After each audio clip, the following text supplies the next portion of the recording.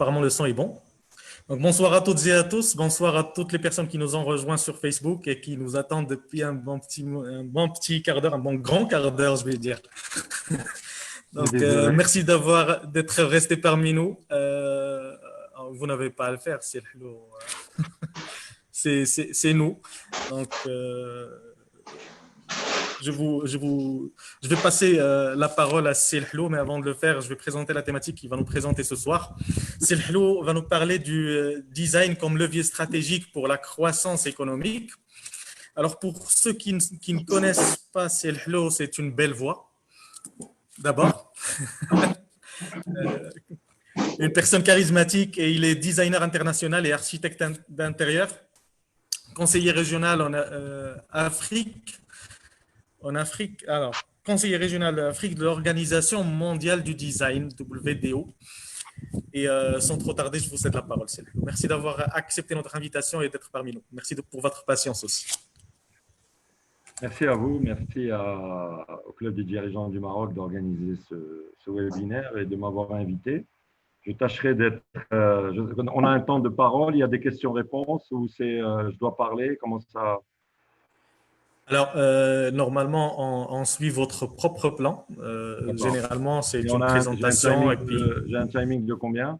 45 minutes à 60 minutes. C'est à vous de gérer le temps. Et il y a aussi des clients, des clients des participants sur Zoom et les clients que nous allons, enfin, les questions, excusez-moi, les questions que nous allons recueillir sur nos pages respectives des gens qui nous assistent maintenant. Merci. Alors, si vous le permettez, est-ce qu'on laisse les questions pour la fin ou vous acceptez d'être… Très bien, parfait. Donc, je vais en profiter avant de vous rendre le micro, je vais en profiter juste pour passer un petit message à toutes les personnes qui nous écoutent. Alors, il est 8h30, donc la fatigue commence à se ressentir. Toutes les personnes qui nous écoutent, donc si vous voulez participer par une question ou un commentaire, je vous invite à le faire soit sur la partie réservée au chat, soit sur la partie Q&R pour les personnes qui sont sur Zoom, soit en levant la main et à la fin de l'intervention de M. Hello, j'activerai vos micros. Pour les gens qui nous suivent directement sur Facebook, n'hésitez pas à poser vos questions sur la partie réservée au chat et on se chargera de les transmettre à notre intervenant. Donc, merci à toutes et à tous et bonne intervention, M. Hello. Merci, bonsoir tout le monde. Je vais parler du design de manière globale. Je n'ai pas voulu faire de présentation, je n'ai pas voulu prendre de notes, je n'ai pas voulu faire de préparation. Je vais faire du freestyle et parler avec le cœur d'une manière très spontanée, partager avec vous mon expérience, parler du design, c'est quoi le design, à quoi ça peut servir et pourquoi j'ai, de commun accord avec le Club des dirigeants du Maroc, choisi le titre ou la thématique levier de croissance ou levier stratégique de croissance économique. Donc pour beaucoup, le design maintenant, quand on en parle ou quand les gens pensent à ce que je vais dire, de se dire mais il est créatif, pourquoi il va parler de croissance économique et pourquoi il parle de stratégie? Parce que pour eux, le design, c'est très flou. Ils pensent que c'est de la déco. C'est pas que la déco, c'est un domaine qui n'existe pas, c'est un domaine qui génère du chiffre d'affaires, qui a une croissance. C'est un des domaines, des nombreux domaines que le design, dans lequel le design opère. Mais le design en amont est d'abord comment dire, est un domaine qui est à haute valeur stratégique et est utilisé par des pays qui sont pas forcément des pays ayant des matières premières ou comme du pétrole ou du cuivre ou peu importe, mais c'est des pays qui ont complètement compris depuis de nombreuses années que la principale richesse d'une nation, c'est son capital humain. C'est nous. C'est nous qui faisons la richesse, c'est l'éducation qui crée la richesse, qui crée les valeurs, et que le design est une chaîne de valeur ô combien stratégique et importante. Je vais parler de certains pays comme exemple pour illustrer un petit peu mes propos. Je vais parler de la Corée du Sud que je cite souvent dans mes interventions, qui est un pays, n'oublions pas que dans les années 70, c'était une dictature militaire et que du jour au lendemain, la Corée du Sud détient presque 2% de l'économie mondiale, ce qui est considérable. C'est un pays où nous utilisons et nous consommons des produits manufacturés de Corée du Sud partout dans le monde. Ils ont compris l'importance du design parce qu'il est utilisé comme un élément stratégique Pourquoi il est stratégique? Parce qu'il est dans les organisations, que ce soit dans les organisations étatiques ou les organisations privées. Quand je dis organisation, ça peut être une entité en termes d'organisation ou des entreprises. Je vais parler d'une grande entreprise qui utilise ça. Je vais parler d'abord de la Corée du Sud et par la suite, je vais parler d'autres pays exemples et un pays pour rejoindre mon prédécesseur qui est intervenu hier, la Chine. Comment la Chine aujourd'hui a réussi à se positionner et notamment dans le domaine de la téléphonie mobile est en train de créer un mastodonte mondial et à intégrer tout ce que le design peut comporter de stratégique dans cette croissance économique que la Chine est en train de connaître. Donc la Corée du Sud a plusieurs marques, a plusieurs grandes entreprises qui sont présentes dans le monde entier. Vous avez Samsung, vous avez Kia, vous avez Hyundai, vous avez différentes grandes entreprises mondiales qui viennent d'un petit pays, mais qui est petit par la taille, mais grand par ses actions, et qui a tout de suite compris que le design n'est pas uniquement un acte de création. Le design n'est pas uniquement un acte de création. Pourquoi? Parce que la création n'est qu'un élément d'un processus, d'une méthodologie. Si demain, par exemple, demain, le Maroc ou un pays africain décide de créer, si on prend l'exemple de la téléphonie mobile, de dire, tiens, pourquoi ne pas créer une marque de téléphonie mobile avec tout son environnement, avec tous ses produits, ses lignes de produits, monter une industrie, créer toute la chaîne de valeur autour de l'industrie, mettre au cœur du processus et de la stratégie le design, c'est possible. Les fonds d'investissement, ce n'est pas ce qui manque. L'argent est là. C'est juste une volonté, une vision qui peut émaner d'un homme d'affaires, poussé par un État. Parce qu'il ne faut pas oublier que, par exemple, la Corée du Sud, toutes ces entreprises qui aujourd'hui brillent dans le monde sont poussées par une vision et par une véritable stratégie d'État. La Corée du Sud, par exemple, a le KIDP, qui est le Korean Institute of Design Promotion. C'est un organisme d'État qui regroupe toutes les entreprises utilisatrices du design et quand elles utilisent le design, connaissent la croissance et réussissent à se développer sur le plan de vue national et sur le plan de vue international.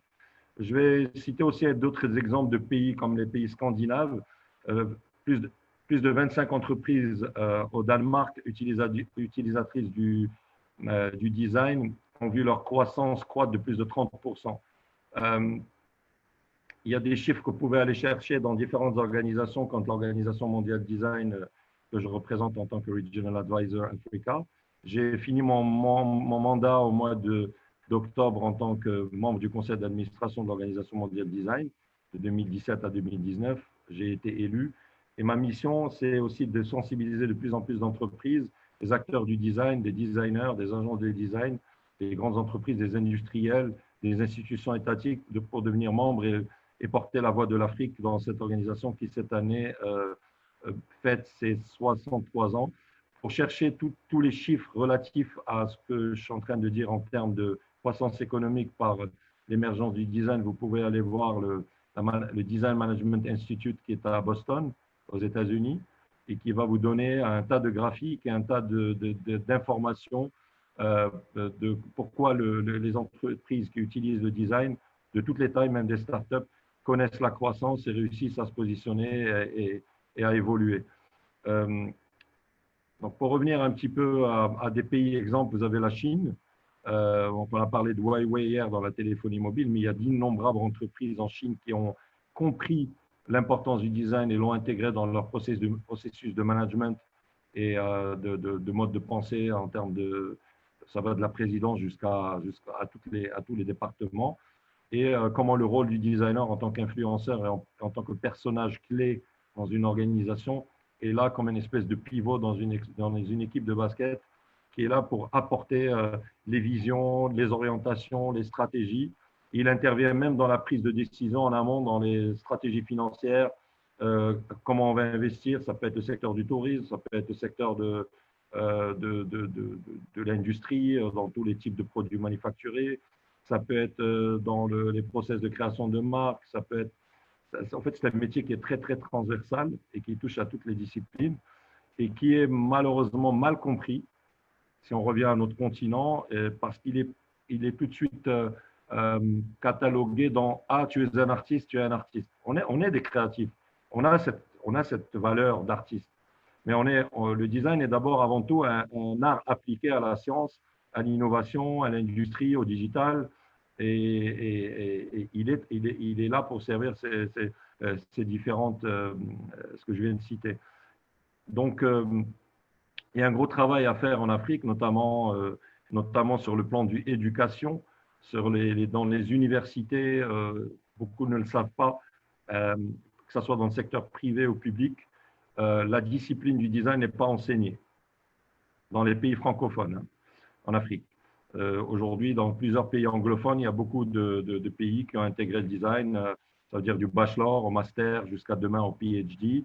Et donc, on peut parler d'innovation tant qu'on veut ici chez nous ou dans d'autres pays africains, mais tant que l'enseignement supérieur n'a pas été intégré pour répondre à des besoins de marché et à notre croissance économique et nos croissances économiques respectives en Afrique, nous ne pourrons pas répondre au rendez-vous parce qu'on va continuer à importer des produits manufacturés, aller chercher du service à l'étranger, alors qu'il y a des talents, il y a des compétences dans tous les secteurs du design.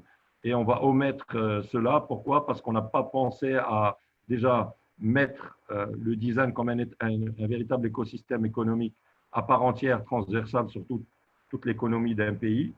Et comment, parce qu'aujourd'hui, depuis qu'il y a le Covid, on parle beaucoup au Maroc de oui, pourquoi on va continuer à importer, pourquoi on fabriquerait pas encore plus des produits chez nous, pourquoi ci, pourquoi ça, c'est très bien, c'est une volonté politique, c'est une vision qui est en train d'être mise en place et on a les capacités de le faire parce que nous avons les ingénieurs, nous avons les scientifiques, nous avons tout ça, mais on pense toujours, on oublie que vous avez beau vouloir penser la meilleure machine-outil du monde, ou un tracteur, ou un respirateur, ou un téléphone, ou demain, je ne sais quel produit manufacturé, si le design n'est pas là, on ne peut pas le faire. Voilà. Aujourd'hui, quand on va, ne serait-ce qu'avec nos enfants, si on décide de changer de voiture, c'est nos enfants qui nous influencent pour acheter la voiture. Il y a des études marketing qui le prouvent. Pourquoi? Parce que qu'est-ce qui décide l'achat? C'est le design. Ce n'est pas uniquement un élément esthétique, mais cet élément esthétique est un élément qui, nous, en tant que consommateurs, sur plusieurs plans de vue sensoriels, émotifs et un tas de facteurs, vont qu'on va acheter ce type de produit ou une voiture ou autre que autre chose. Donc, pourquoi? Parce que le designer, quand il est dans le secteur automobile, dans le design, dans le secteur automobile, il y a des départements design où il y a des centaines de designers qui travaillent, qui font de la recherche et développement en conjointement avec les ingénieurs parce que c'est en général toujours deux départements qui sont liés et qui sont en train de créer la voiture du futur. Ils sont en train de travailler sur les nouveaux modèles, ils sont en train d'appréhender différents facteurs. Et donc voilà, ça c'est des exemples pendant que je parle. Et il faut donc revenir à l'Afrique, intégrer dans le système éducatif universitaire le design. Quand on parle d'innovation, il ne faut pas oublier que le moteur d'innovation, c'est le design. Il faut que les patronats respectifs, notamment le patronat marocain, la CGM, intègrent le design comme un élément, comme un facteur clé du développement. Parce que le design, si on revient à aller chercher les chiffres, je n'ai pas voulu prendre d'exemple, aller chercher des slides pour ne pas vous ennuyer et perdre du temps. Je voulais partager et parler vraiment en freestyle, comme j'ai dit tout à l'heure.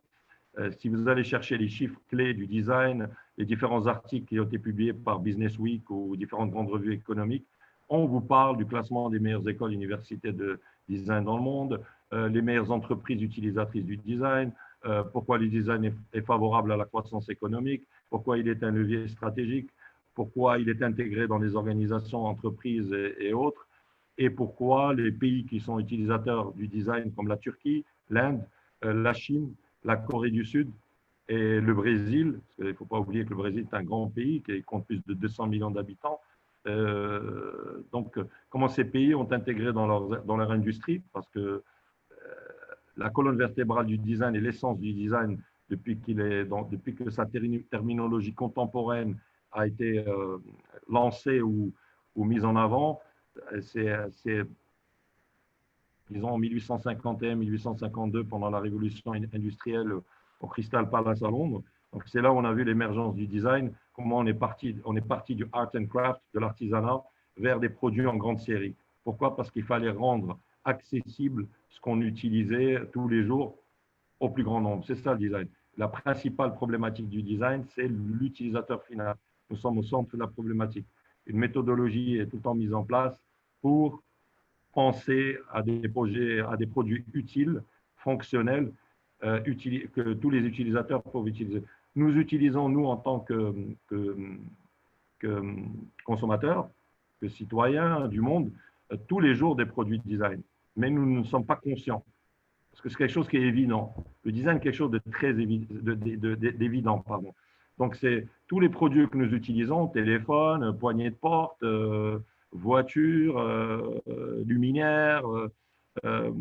La plupart de ces produits, quand ils sont bien pensés et qui sont fabriqués par des entreprises qui ont intégré dans leur processus cette notion de design et cette importance du design, sont des produits que nous consommons et nous utilisons régulièrement dans nos vies courantes, partout dans le monde.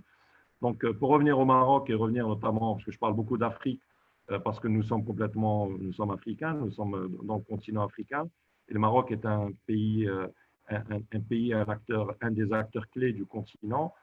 Et donc, aujourd'hui, plus on voudra créer d'emplois, plus on voudra donner l'accès à la jeunesse, qui est, oh Dieu sait, hyper importante. La classe moyenne en Afrique est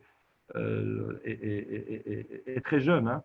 Donc, plus on voudra offrir des opportunités d'emploi, développer des secteurs et nos économies, notre économie au Maroc. Le design aujourd'hui, à l'heure du Covid et au post-Covid, parce qu'on parle de relance économique, on est en train de préparer des différentes régions dans plusieurs pays du monde, et notamment chez nous au Maroc, sont en train de penser au post-Covid, c'est-à-dire à la relance. Comment relancer ci, comment relancer ça. Il faut vraiment se poser la question et aller, je vais utiliser un mot, fouiner et lire concrètement ce que design apporte sur la croissance économique dans tous les secteurs et pourquoi il faut s'y intéresser et lui donner de l'importance. Aujourd'hui, nous avons le Club des dirigeants, qui est une organisation. Nous avons sûrement des dirigeants qui nous écoutent. Je ne sais, chacun est dans son secteur respectif, mais intéressez-vous au design, pensez au design et vous verrez que si vous allez chercher des renseignements sur des chiffres de croissance, comment des pays ont réussi à se positionner, à exporter dans différents types même dans le service, hein, des pays qui utilisent le design ont réussi à devenir des forces grâce au design, et vous serez étonné et vous dire, tiens, le design n'est plus uniquement ah, ce produit est joli, j'aime bien, je veux l'acheter. Non, mais très bien, c'est bien de l'acheter, mais comment nous sommes arrivés à ce stade? Quels sont les process qui ont été mis en place pour arriver à cet acte d'achat ou de décision ou d'utilisation, parce que nous utilisons aussi des interfaces. On ne nous sent pas aussi conscients de ça. Vous avez tous un téléphone, des tablettes, mais tout ce que vous utilisez quand vous ouvrez votre téléphone et vos tablettes, c'est ce qu'on appelle le design interactif. Tous ces pictogrammes que nous arrivons à mémoriser par centaines, parce qu'on a un cerveau qui est capable de énormément mémoriser des pictogrammes comme il est capable de mémoriser la signalétique urbaine du code de la route, ben, toutes ces pictogrammes que nous avons sur nos tablettes ou nos téléphones sont des designers qui créent ça en collaboration avec des ingénieurs, mais toute l'interface, tout ce design interactif est développé par ces designers, tous ces systèmes. Et le designer a cette capacité de créer des systèmes, de créer des méthodes, de mettre en place cela et de mettre en place la créativité pour le rendre friendly user, ça veut dire facile à utiliser dans tous les sens du terme. Ça peut être, comme je disais, l'interface d'un téléphone. La plus simple poignée de porte, il faut qu'elle soit ergonomique parce que la main, il n'y a pas plus ergonomique qu'une main. Comment tenir une poignée, etc., etc. Je veux dire, tout ce qui nous entoure, tout ce qui est fabriqué, tout ce qui est pensé comme processus dans des systèmes. Donc, quand je parle du digital, donc design interactif, ce sont des designers qui sont derrière cela. Après, il y a un secteur hyper important que nous avons au Maroc, qui est l'artisanat, qui représente un chiffre important du PIB. Et aujourd'hui, les artisans souffrent énormément par rapport à la crise du Covid. Pourquoi? Parce que les frontières sont fermées. Bon, là, il y a des efforts qui sont en train d'être mis en place pour que le tourisme national essaye de faire redémarrer le secteur. Mais aussi bien le Canada, parce que Selma est là, les frontières du Canada sont fermées, il n'y a pas de tourisme. Il y a beaucoup de pays qui ont décidé de fermer leurs frontières, il n'y a pas de tourisme cette année, pour éviter bon, l'explosion des cas, etc. Mais il y a des grands savoir-faire dans l'artisanat, mais comment aujourd'hui repenser l'artisanat tout en laissant les artisans faire ce qu'ils font, ils le font très bien, mais comment aujourd'hui faire émerger l'artisanat tout en gardant ce qu'ils savent faire, parce qu'il y a aussi le patrimoine, il y a le capital immatériel, etc. Mais comment venir apporter le design et faire émerger des collections, faire émerger des marques, faire interagir les artisans avec des designers pour créer des collections qui soient destinées au marché international et qui puissent s'adapter à tous les types de consommateurs. Et Dieu sait qu'au Maroc et notamment en Afrique, nous avons énormément de talents, des designers qui ont notamment leur propre marque, qui travaillent avec des artisans, qui collaborent, qui exportent, qui sont médiatisés, qui sont dans des collections de musées et qui aussi répondent à des commandes parce qu'ils ont des clients, ils travaillent avec le secteur public, le secteur privé. Et le secteur public est parce que j'ai beaucoup travaillé avec le secteur public et je continue, est un secteur clé, parce que la première entreprise d'un pays, c'est l'État, c'est le public, et c'est lui qui est le moteur de l'économie, c'est lui qui interagit avec le secteur privé, et qui, d'ailleurs, la relance économique qui est en train d'avoir lieu au Maroc et dans tous les pays du monde, et notamment en Afrique, c'est les États qui vont relancer l'économie. C'est eux qui relancent les commandes, qui remettent les chantiers en marche, qui favorisent le redémarrage de la machine, si on peut dire. Mais si aujourd'hui, il y a des entreprises qui sont en difficulté et qui se disent, tiens, moi j'ai un savoir-faire, pourquoi pas dans l'industrie ou dans différentes typologies d'industrie, ou pourquoi pas dans l'artisanat ou dans les services, pourquoi je ne pourrais pas réfléchir au design et dire comment le design peut me donner des idées, pas uniquement de création, hein, comment le design en tant que levier stratégique de croissance économique peut insuffler une nouvelle dynamique, un nouveau mode de pensée. C'est ce qu'on appelle design thinking, ou une nouvelle façon de faire du management au sein d'une entreprise ou d'une organisation, c'est ce qu'on appelle design management. Et comment ce métier qui est transversal et qui est très intéressant et très important peut me permettre de trouver un nouvel élan, me positionner. J'ai eu des réunions dernièrement avec pas mal d'acteurs de différents secteurs, notamment du tourisme, des différentes régions du Maroc.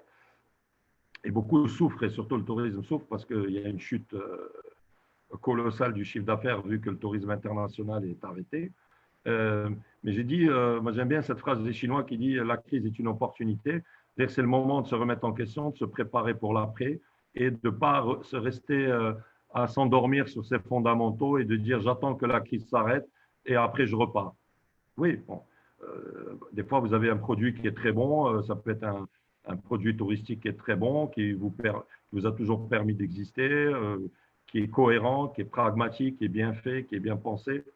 Oui, mais il y en a beaucoup qui pensent qu'ils vont continuer à faire ce qu'ils faisaient avant, mais je pense que non. Il y a beaucoup, par exemple, dans le secteur hôtelier, il y a beaucoup d'hôtels qui sont complètement à revoir, à repenser, à revivre une expérience de l'hôtellerie, créer des nouveaux lieux de vie, travailler avec des designers, faire travailler des artisans, faire travailler l'industrie locale, parce que beaucoup d'hôtels, parce que c'est un secteur qui est à forte valeur ajoutée au Maroc et notamment aussi en Afrique, mais beaucoup d'hôteliers, d'acteurs de l'hôtellerie importent énormément de produits manufacturés pour équiper leur hôtel.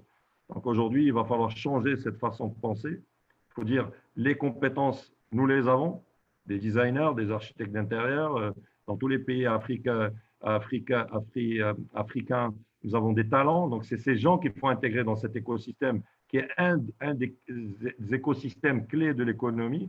Et faites travailler la compétence locale. Poussez les entreprises qui sont en train d'attendre que ça se passe. C'est le moment de se positionner. Les fonds d'investissement, j'ai toujours rencontré des financiers. Je suis allé les voir, leur dire, écoutez, moi, j'ai réussi à me positionner en tant que designer international. J'ai travaillé dur, je continue. Pourquoi vous ne venez pas investir sur moi? J'ai toujours des problèmes de trésorerie parce que, je vais citer un exemple, Jean-Paul Gaultier, la marque lui appartient, il jouit de son nom, mais il appartient à un fonds d'investissement. Il y a beaucoup de grands créateurs qui sont nos aînés, mais qui sont dans des fonds d'investissement parce que c'est des gens qui ont les capitaux, qui ont les machines nécessaires pour permettre à cette créativité qui est génératrice de croissance économique, de chiffre d'affaires, de création d'emplois, parce que si on prend le secteur j'ai pris cet exemple juste comme ça pour illustrer mes propos, ce n'est pas uniquement lui, mais il y a tout un tas de monde qui travaille avec lui. C'est comme quand on prend l'industrie aéronautique, ce n'est pas uniquement la carlingue, mais c'est tout un tas de personnes, d'entreprises et de milliers de personnes qui travaillent pour faire un avion. Une voiture, ce n'est pas uniquement les designers dans le département automobile de X ou X marque qui travaillent et les ingénieurs conjointement, mais c'est toute une chaîne de valeurs qui font que cette voiture va exister un jour. C'est ça. Moi, j'ai été contacté par le ministère de l'Industrie fin mars. Est-ce que tu peux nous aider pour créer? J'ai fait le don avec vraiment beaucoup de sincérité, humblement, parce que c'est ce qui est à l'intérieur du respirateur qui compte. C'est ça qui va sauver des vies, aider des gens à respirer quand ils sont malades. Mais le design joue son rôle, il est important. C'est l'extérieur de ce processus, de cette machinerie qui est à l'intérieur, de tous ces acteurs, ça veut dire ingénieurs, techniciens, médecins, scientifiques, industriels. C'est toute une chaîne de valeur. Et le designer est là, il doit participer à ça. Que ce soit un respirateur, une voiture, un tracteur. Demain, on peut créer un tracteur africain. L'agriculture, c'est un secteur clé. Voilà. Le tracteur, c'est quoi? C'est un moteur, des roues, la place du chauffeur, et puis voilà, les essuie-glaces. Après, il peut être électrique parce qu'aujourd'hui, il faut penser au développement durable. On ne peut plus consommer, continuer à produire ce que nous faisons parce que, je peux le dire, et franchement, je vais le dire en rigolant, mais la planète, elle s'en fout de nous. Hein. Elle n'a pas besoin de nous. Hein. Elle est très heureuse sans nous parce que pendant que nous étions confinés, la couche d'ozone, elle s'est refermée. Il y a des espèces qui étaient en train de disparaître, elles ont réussi à réapparaître. Les eaux sont devenues cristallines, la nature s'est reposée, elle s'est dit, Allah, quelle tranquillité, ces humains ne sont pas là, franchement, on a la paix, même les animaux. Alors par contre, dès qu'on a recommencé à retravailler et tout, c'est la catastrophe. Donc, nous, par exemple, l'Organisation mondiale du design, la World Design Organization, nous sommes complètement alignés sur les objectifs 2030 des Nations Unies, donc ce qu'on appelle les Sustainable Development Goals des 2030. Et vous avez 17 points qui sont dans les différents secteurs. Et nous, designers, nous sommes complètement intégrés dans ce mode de pensée. Quand nous concevons un projet, nous devons penser utilisation, incidence que ce projet ou ce produit va avoir sur la planète. Voilà. Donc ça, c'est hyper important. Le designer, c'est pas uniquement le créatif fou dans son coin, l'artiste, il est là, il a de quoi vivre, mais il fait du design comme un hobby. Non, non, c'est un métier. C'est un métier à part entière, c'est un métier stratégique. J'ai eu l'honneur de siéger de 2017 à 2019, élu au même titre que lui, à mon humble niveau, avec M. Don Taili. Vous pouvez aller voir sur Google, M. Don Taili. Il est le vice-président en charge du design de Samsung Electronics. Quand je lui ai dit, écoute, Don, un jour, dis-moi, tu dépends du président pour les budgets, pour développer tous ces produits de Samsung, pas que des téléphones, il y a des séchoirs, il y a des micro-ondes, il y a des télés, il y a un tas de produits. Il dit, non, c'est moi qui ai mon propre budget et c'est moi qui définis les stratégies et j'ai 600 designers sous ma coupe, avec un bureau à Séoul, à Bangalore et à la Silicon Valley. Huawei, nous avons écouté hier à travers son directeur stratégie business marketing au Maroc.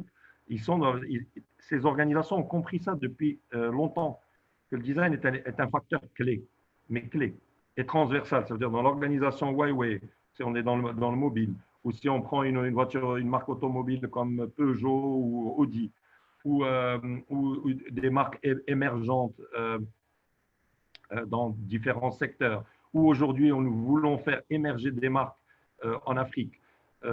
il faut, dans le montage financier de ces entreprises, le design doit être au départ. C'est très important. Je vais essayer encore d'essayer, je regarde le temps aussi pour ne pas dépasser, j'ai encore le temps. Mais ce que je voulais dire, c'est que j'ai par exemple été contacté par une organisation importante ici au Maroc qui est dans le BTP, qui s'appelle Menara Holding. Je salue son président, M. Mohamed Zaïd, et son directeur général, M. Ben Zaïd Sab, que je pense qu'ils participent.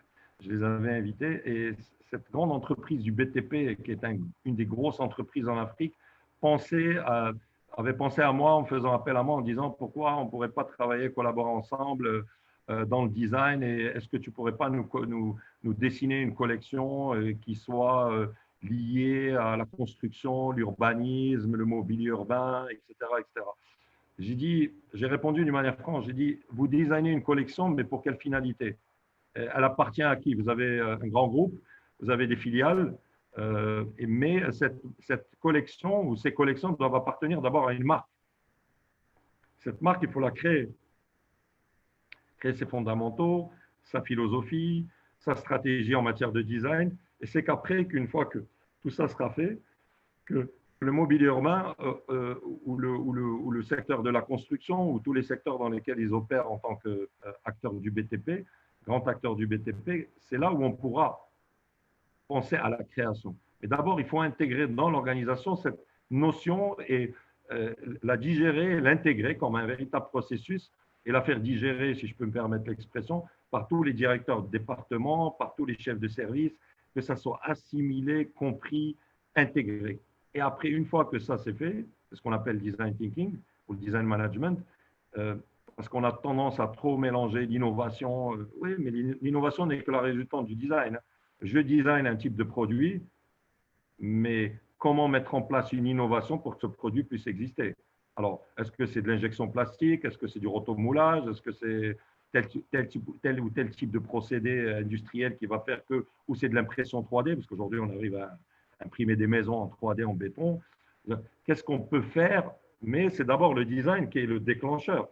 Si le vice-président en charge de Samsung Electronics ou chez même Huawei ou d'autres marques dans la téléphonie, c'est eux qui ont l'avenir en main de ces entreprises, c'est les designers. C'est grâce à eux qu'on gagne de l'argent. Un des anciens présidents d'IBM qui s'appelait J.M. Watson a dit « Good design is good business ».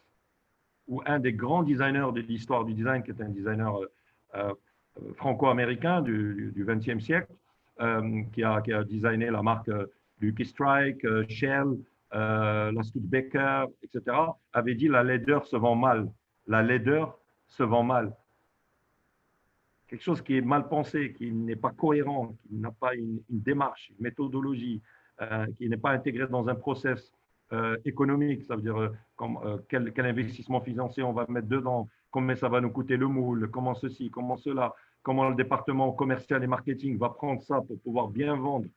Parce que c'est par le design qu'on arrive. Et après, comment la communication va prendre tous ces éléments pour vanter les mérites d'un processus, d'une application, d'un produit, d'une marque. Parce que quand on parle d'une marque, on parle d'un produit. Et il y a un secteur aussi qui a très grande valeur ajoutée, qui est un gros utilisateur de design. Mais encore une fois, beaucoup ne le savent pas. C'est l'agro-industrie ou les produits du terroir, le packaging, le branding. C'est ce qu'on appelle le branding et le packaging. Aujourd'hui, on pense de plus en plus que c'est vrai que les emballages polluent énormément. C'est de la folie, c'est des millions et des millions de tonnes dans le monde. Et qu'aujourd'hui, il y a beaucoup de chercheurs conjointement avec des designers ou même des designers qui ont fait un master en design produit ou après ils ont fait un bachelor en design industriel et qui ont fini par faire un PhD, ça veut dire qu'ils sont devenus chercheurs en design, ça existe, sont dans la recherche des nouveaux matériaux, des nouveaux process, tout ce qui est biodégradable, comment ça va être digéré par la nature, est-ce qu'on peut recycler, et quand on recycle, est-ce qu'on ne pollue pas, parce que quand on recycle, on pollue. Donc, il y a même des incinérateurs qui sont pensés pour ne pas polluer quand on broie du plastique ou un tas de choses. Et ça, c'est le rôle aussi du designer de travailler dans de la recherche avec conjointement différents acteurs. Et donc, s'il y a des dirigeants d'entreprise qui nous écoutent, ceux qui sont dans l'agro-industrie, ceux qui sont dans les produits du terroir, ça veut dire l'huile d'olive ou zitergen ou l'huile d'argan ou différents types de produits. Si vous voulez exporter et exister d'une manière forte, c'est le design. C'est pas je fais appel à une agence de communication pour faire mon logo. Non, non, c'est intégrer le design comme un processus, comme une stratégie. C'est aujourd'hui les grandes marques ont réussi, c'est parce qu'ils ont le design. Il y a une grande marque comme Danone qui a acheté une agence de design, des confrères, et cette agence fait partie de l'organisation Danone, qui est un mastodonte mondial. Le design, c'est vraiment un élément majeur, clé, très, très, très important. Et ça, si nous voulons profiter, si on peut utiliser le mot, de cette crise effroyable qui est en train de toucher le monde, qui est très difficile. Il y a des millions et des millions de pertes d'emplois, il y a des dépressions, bon, c'est très dur ce qui est en train d'arriver, mais nous n'avons pas le choix, c'est comme ça. On doit continuer à vivre avec ce virus, tout en faisant attention et respecter les gestes barrières et tout ce qui s'ensuit, les distanciations et tout. Mais il faut penser à ces secteurs. Donc, par exemple, l'agro-industrie, vouloir mieux exporter, c'est mieux exister, c'est comment créer mieux sa marque, comment bien penser ses packaging, comment bien penser ses displays. Si on a des concept stores, comment travailler avec le designer qui va créer de la marque, toute la chaîne valeur jusqu'au concept store. Tout ça, c'est le travail d'agence de design, de professionnels du design. Ce n'est pas parce que je suis designer, je crée une table basse que j'ai la capacité de faire ça. Il y a des designers qui ne sont pas capables de faire ça, parce qu'il y a différentes expertises dans le design, et il y a des designers qui ont la capacité, ce qu'on appelle le design global, ça veut dire de faire du 360 degrés. Donc ça, nous sommes des professionnels qui sont capables de vous aider à développer vos marques ou vos entreprises à mieux exporter. Aussi les gens les dirigeants qui sont dans le secteur de l'aménagement urbain ou l'aménagement du territoire ou dans tout ce qui est État. Donc, tout ce qui est aménagement des territoires des villes, l'éclairage public, le mobilier urbain, ça c'est le travail des designers, conjointement avec des urbanistes et des architectes. Mais quand on crée des produits qui sont dédiés à l'espace urbain, que ce soit des bancs, que ce soit des corbeilles de propreté, que ce soit des candélabres, que ce soit toutes ces typologies de produits qui peuvent aussi être manufacturés chez nous en Afrique, et qui peuvent créer des emplois, ça c'est le travail et le rôle du designer. Ça aussi, par exemple, ça c'est un exemple. Donc, il y a une multitude d'exemples. Hein. On peut en parler pendant longtemps. Je crois que j'ai encore du temps. Je ne sais pas combien j'ai, Slima. Un petit 5 minutes, par exemple. Encore 5 minutes? Mais on a envie de rester là jusqu'à… Parce que là, j'ai commencé à 30. Donc, il me reste pas un quart d'heure, hein, c'est ça? Oui. Voilà. Parce qu'on a plein de questions qu'on voudrait vous poser. C'est pour ça qu'on est… Il y a des questions. Après, je laisserai un peu de temps pour les questions-réponses. Les questions, parfait. Et puis, éventuellement, monsieur Alaoui, en tant que modérateur, s'il a besoin d'interagir avec moi pour me poser des questions, je suis à sa disposition. Mais j'ai essayé d'illustrer au maximum mes propos pour un petit peu, si on peut utiliser le terme, éclairer la lanterne des gens. Là, j'ai mis à l'honneur un grand créateur africain, je l'ai fait exprès. Parce que depuis tantôt, je voulais vous poser la question. Une très belle chemise. C'est une chemise africaine. Qui est made in Ivory Coast, Côte d'Ivoire, et c'est Pateo. Pateo, c'est un grand créateur de mode. Et donc, on est dans le secteur de l'industrie du textile. Merci et Dieu sait que ça, en termes de chiffre d'affaires, c'est un domaine qui est très, très important. Voilà. Donc, voilà, donc je ne sais pas si il y a des questions. Oui. Pour après, je puisse continuer éventuellement à citer quelques exemples. Donc, pour un petit peu conclure, donc moi, ça fait 25 ans que je suis dans le domaine. Je suis designer international, architecte d'intérieur. Je collabore avec des marques internationales depuis une quinzaine d'années. J'ai une agence de design global, donc du 360 degrés. On fait de la stratégie, de l'accompagnement, du conseil stratégique pour les industries. J'étais le premier à faire ça depuis 2004 au Maroc. Et puis, je fais du consulting. Et puis, je participe en tant qu'agence de design à beaucoup de projets, notamment au Maroc. Et j'ai été choisi en tant que designer qui a participé en tant que designer sur toutes les gares LGV Al Borak, qui est le premier train à grande vitesse d'Afrique. Donc, j'ai intervenu en tant que designer. J'ai conçu la scénographie et tout le design des mobiliers, des business class, des salons d'honneur, les bancs publics sur les quais, tout le mobilier d'accueil et tout le mobilier des espaces vente et billetterie. Voilà, donc ça c'est un exemple parmi d'autres. Et j'ai collaboré avec l'ONCF notamment, avec tous les départements en charge de ces projets très importants et qui ont été conçus par des architectes de talent ici au Maroc. Et voilà, donc ça c'est un secteur sur lequel j'opère et j'opère aussi dans le secteur de l'agro-industrie, sur des packaging, sur différents types de projets. Dans l'hôtellerie aussi, nous concevons avec mon équipe des hôtels. Euh, et, euh, et puis je milite énormément pour le design, pour essayer de défendre la notion même du design à titre bénévole.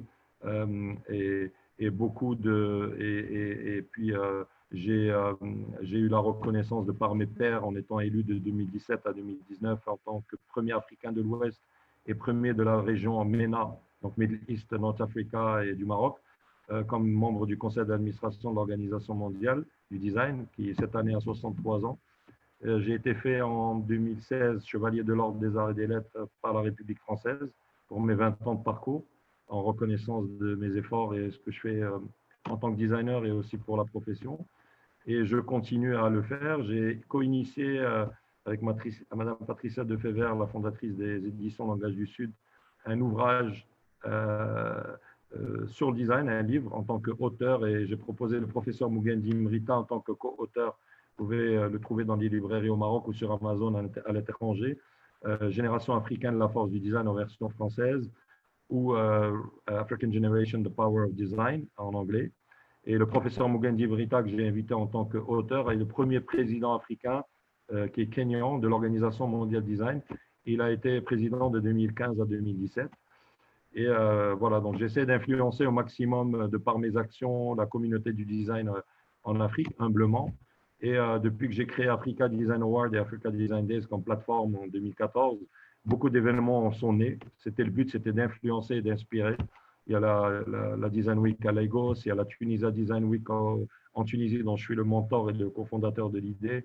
La Tunisia Design Organization, il y a aussi la Cairo Design Week, il y a la Nairobi Design Week. Donc, tous ces événements, c'était le but que les communautés du design se mettent en place. Il y a la Casablanca Design Week aussi qui a été lancée par des jeunes, que je félicite. Il y a la Tétouan Design Event qui a été lancée par des étudiants de l'Institut national des beaux-arts de Tétouan. Donc, aujourd'hui, beaucoup d'événements sont en train de se multiplier en Afrique. Et depuis la plus ancienne plateforme de promotion du domaine était la Design Indaba à Cape Town, en Afrique du Sud. Et juste après, des années bien après, c'est l'Africa Design Days et l'Africa Design Award que j'ai fondé. Et depuis que j'ai été élu, j'ai consacré beaucoup de mon temps et je continue avec la World Design Organization.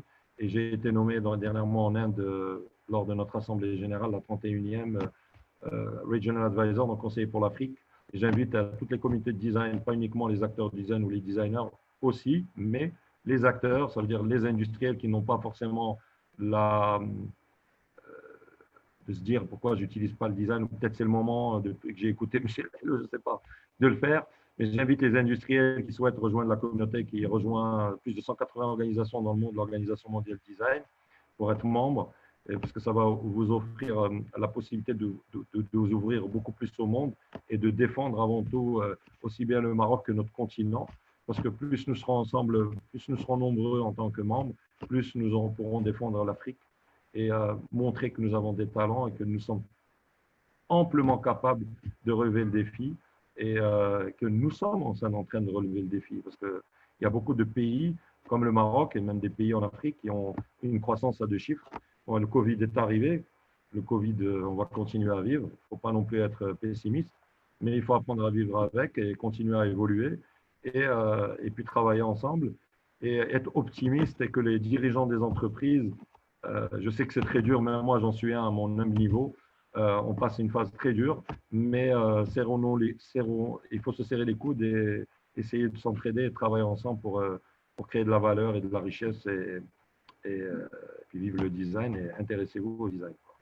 Si je peux vous interrompre, Silhalou, moi j'ai un commentaire de la part de M. Badreddine Filali Baba. C'est un membre très, très, très respectable et respecté ici au Canada. Il vous dit bravo pour les gares, c'est fantastique, pour le TGV. Dans le fond, Si Badreddine, il a aussi dit l'innovation est le moteur du progrès. Aussi, moi, j'ai une petite question, mais c'est un petit peu personnel. J'ai toujours été curieuse de vous la poser d'ailleurs. Vous avez été reçu sur plusieurs plateformes médiatiques à l'international, à Londres, à Paris, là où vous allez, vous êtes reçu des radios ou des télévisions. Est-ce que à un moment donné, vous discutez, vous savez, en backstage, dans les coulisses, vous discutez un petit peu du design marocain, plus spécifiquement, et du design africain généralement? C'est quoi vos mots? Quels sont vos mots, les mots que vous utilisez pour défendre justement ce design, les arguments que vous savez, des fois, ils nous disent, ah bon, vous aussi, vous avez du design chez vous? Comment réagit Sil Hello alors que je connais pertinemment votre caractère et je sais comment vous défendez votre Maroc. D'ailleurs, le meilleur des actes de patriotisme, c'est d'offrir gratuitement le design du respirateur. Donc, comment défendez-vous ça, Sil Hello?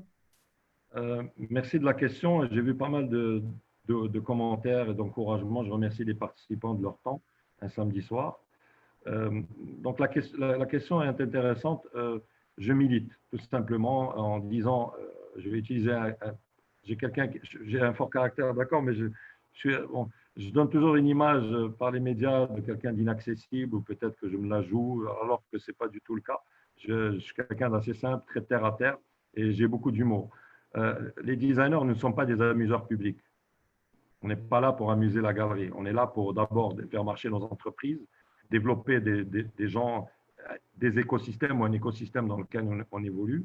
Nous avons d'ailleurs une designer que je salue qui est Fatim Matali, qui est du Sénégal, qui est d'ailleurs dans le livre, elle a accepté d'être dans le livre Génération africaine, la force du design. Et elle posait la question, elle commentait en disant, je la salue chaleureusement, ma sœur, elle disait, le design est important en Afrique, il y a une réelle capacité à résoudre des problèmes de l'artisanat et va donner forme à de nouveaux produits pour répondre à des besoins et des attentes du consommateur. Tout à fait d'accord avec toi. C'est pour ça que je citais un secteur qui est ô combien clé parce que dans un hôtel, c'est un écosystème de plein de savoir-faire. Il y a des restaurants, il y a du service. Et quand on voit ces grands hôtels qui sont ou des hôtels de moyenne taille ou même des boutiques hôtels ou des business hôtels, ils ont tous la facilité d'importer tout d'Europe ou d'ailleurs. Je leur dis maintenant avec le Covid, stop, parce qu'on est tous en train de défendre nos compétences locales. On est une économie de marché, comme on dit chez nous, marhaba. Tout le monde est le bienvenu chez nous. On capte des investisseurs, on ramène des très grandes entreprises au Maroc. On fabrique des automobiles, des pièces d'avion, des parties d'avion importantes. On sait faire ça, mais on a aussi démontré pendant que l'Europe avait du mal à trouver des masques ou était en pénurie de masques ou les importer, le Maroc est devenu très rapidement le deuxième producteur mondial de masques. Tout le monde s'est dit, oh, comment c'est possible? Ben parce qu'il y a un ministère, à la tête de ce ministère, un ministre qui a mis en place avec tous les acteurs du textile de reconvertir tout ça en force. Et voilà. Et là, dernièrement, ils ont inauguré des machines, outils qui ont été développés ici au Maroc pour que la chaîne de valeur soit 100% locale. Et c'est ça qu'il faut faire. Les compétences, on les a en Afrique. On a ça chez nous. Je défends dans les couloirs, je défends ça. Je défends valoriser nos compétences. Faites confiance à nos compétences. Cessez de penser qu'on n'a pas de compétences. Parce qu'il y a malheureusement beaucoup de gens et des dirigeants qui ont une espèce de complexe de l'étranger, qui pensent que chez nous, il n'y a pas de compétences, que c'est ailleurs qu'il y a des compétences. Je dis, oui, mais l'Alhambra à Grenade, c'est nous. Hein. Et oui, c'est voilà. Donc, l'Andalousie, aujourd'hui, c'est 45 millions de visiteurs dans le monde. Le deuxième pays le plus visité dans le monde, c'est l'Espagne. Et plus de la moitié des visiteurs de l'Espagne sont l'Andalousie. C'est l'héritage, pas uniquement des Arabes, mais des morts. Des morts, ce sont des Africains, des Marocains, mais mélangés avec toute la particularité de l'Afrique subsaharienne, parce que c'est une grande civilisation. Ce sont les Amazirs, les Berbères, etc. Et les Africains ont participé à l'émergence de l'Europe pendant des siècles, pendant toutes ces 800 ans de la période islamique en Europe. Et donc, il y a eu un apport scientifique majeur, pas uniquement de réinterpréter ce qu'ont fait les Grecs et les adapter, mais il y a eu des innovations de modes de pensée, de modes de réflexion, la première ville éclairée dans le monde au XIIe siècle était Cordoue. Elle avait un système de réverbère, un système d'égout. Et oui, à l'époque, alors qu'il y avait la peste à Londres et des roues boueuses à Paris. Donc ça, malheureusement, on a un petit peu oublié d'où on vient. On dit toujours qu'il faut savoir d'où on vient pour savoir où on va. Toutes les civilisations ont apporté quelque chose. On n'est pas les seuls.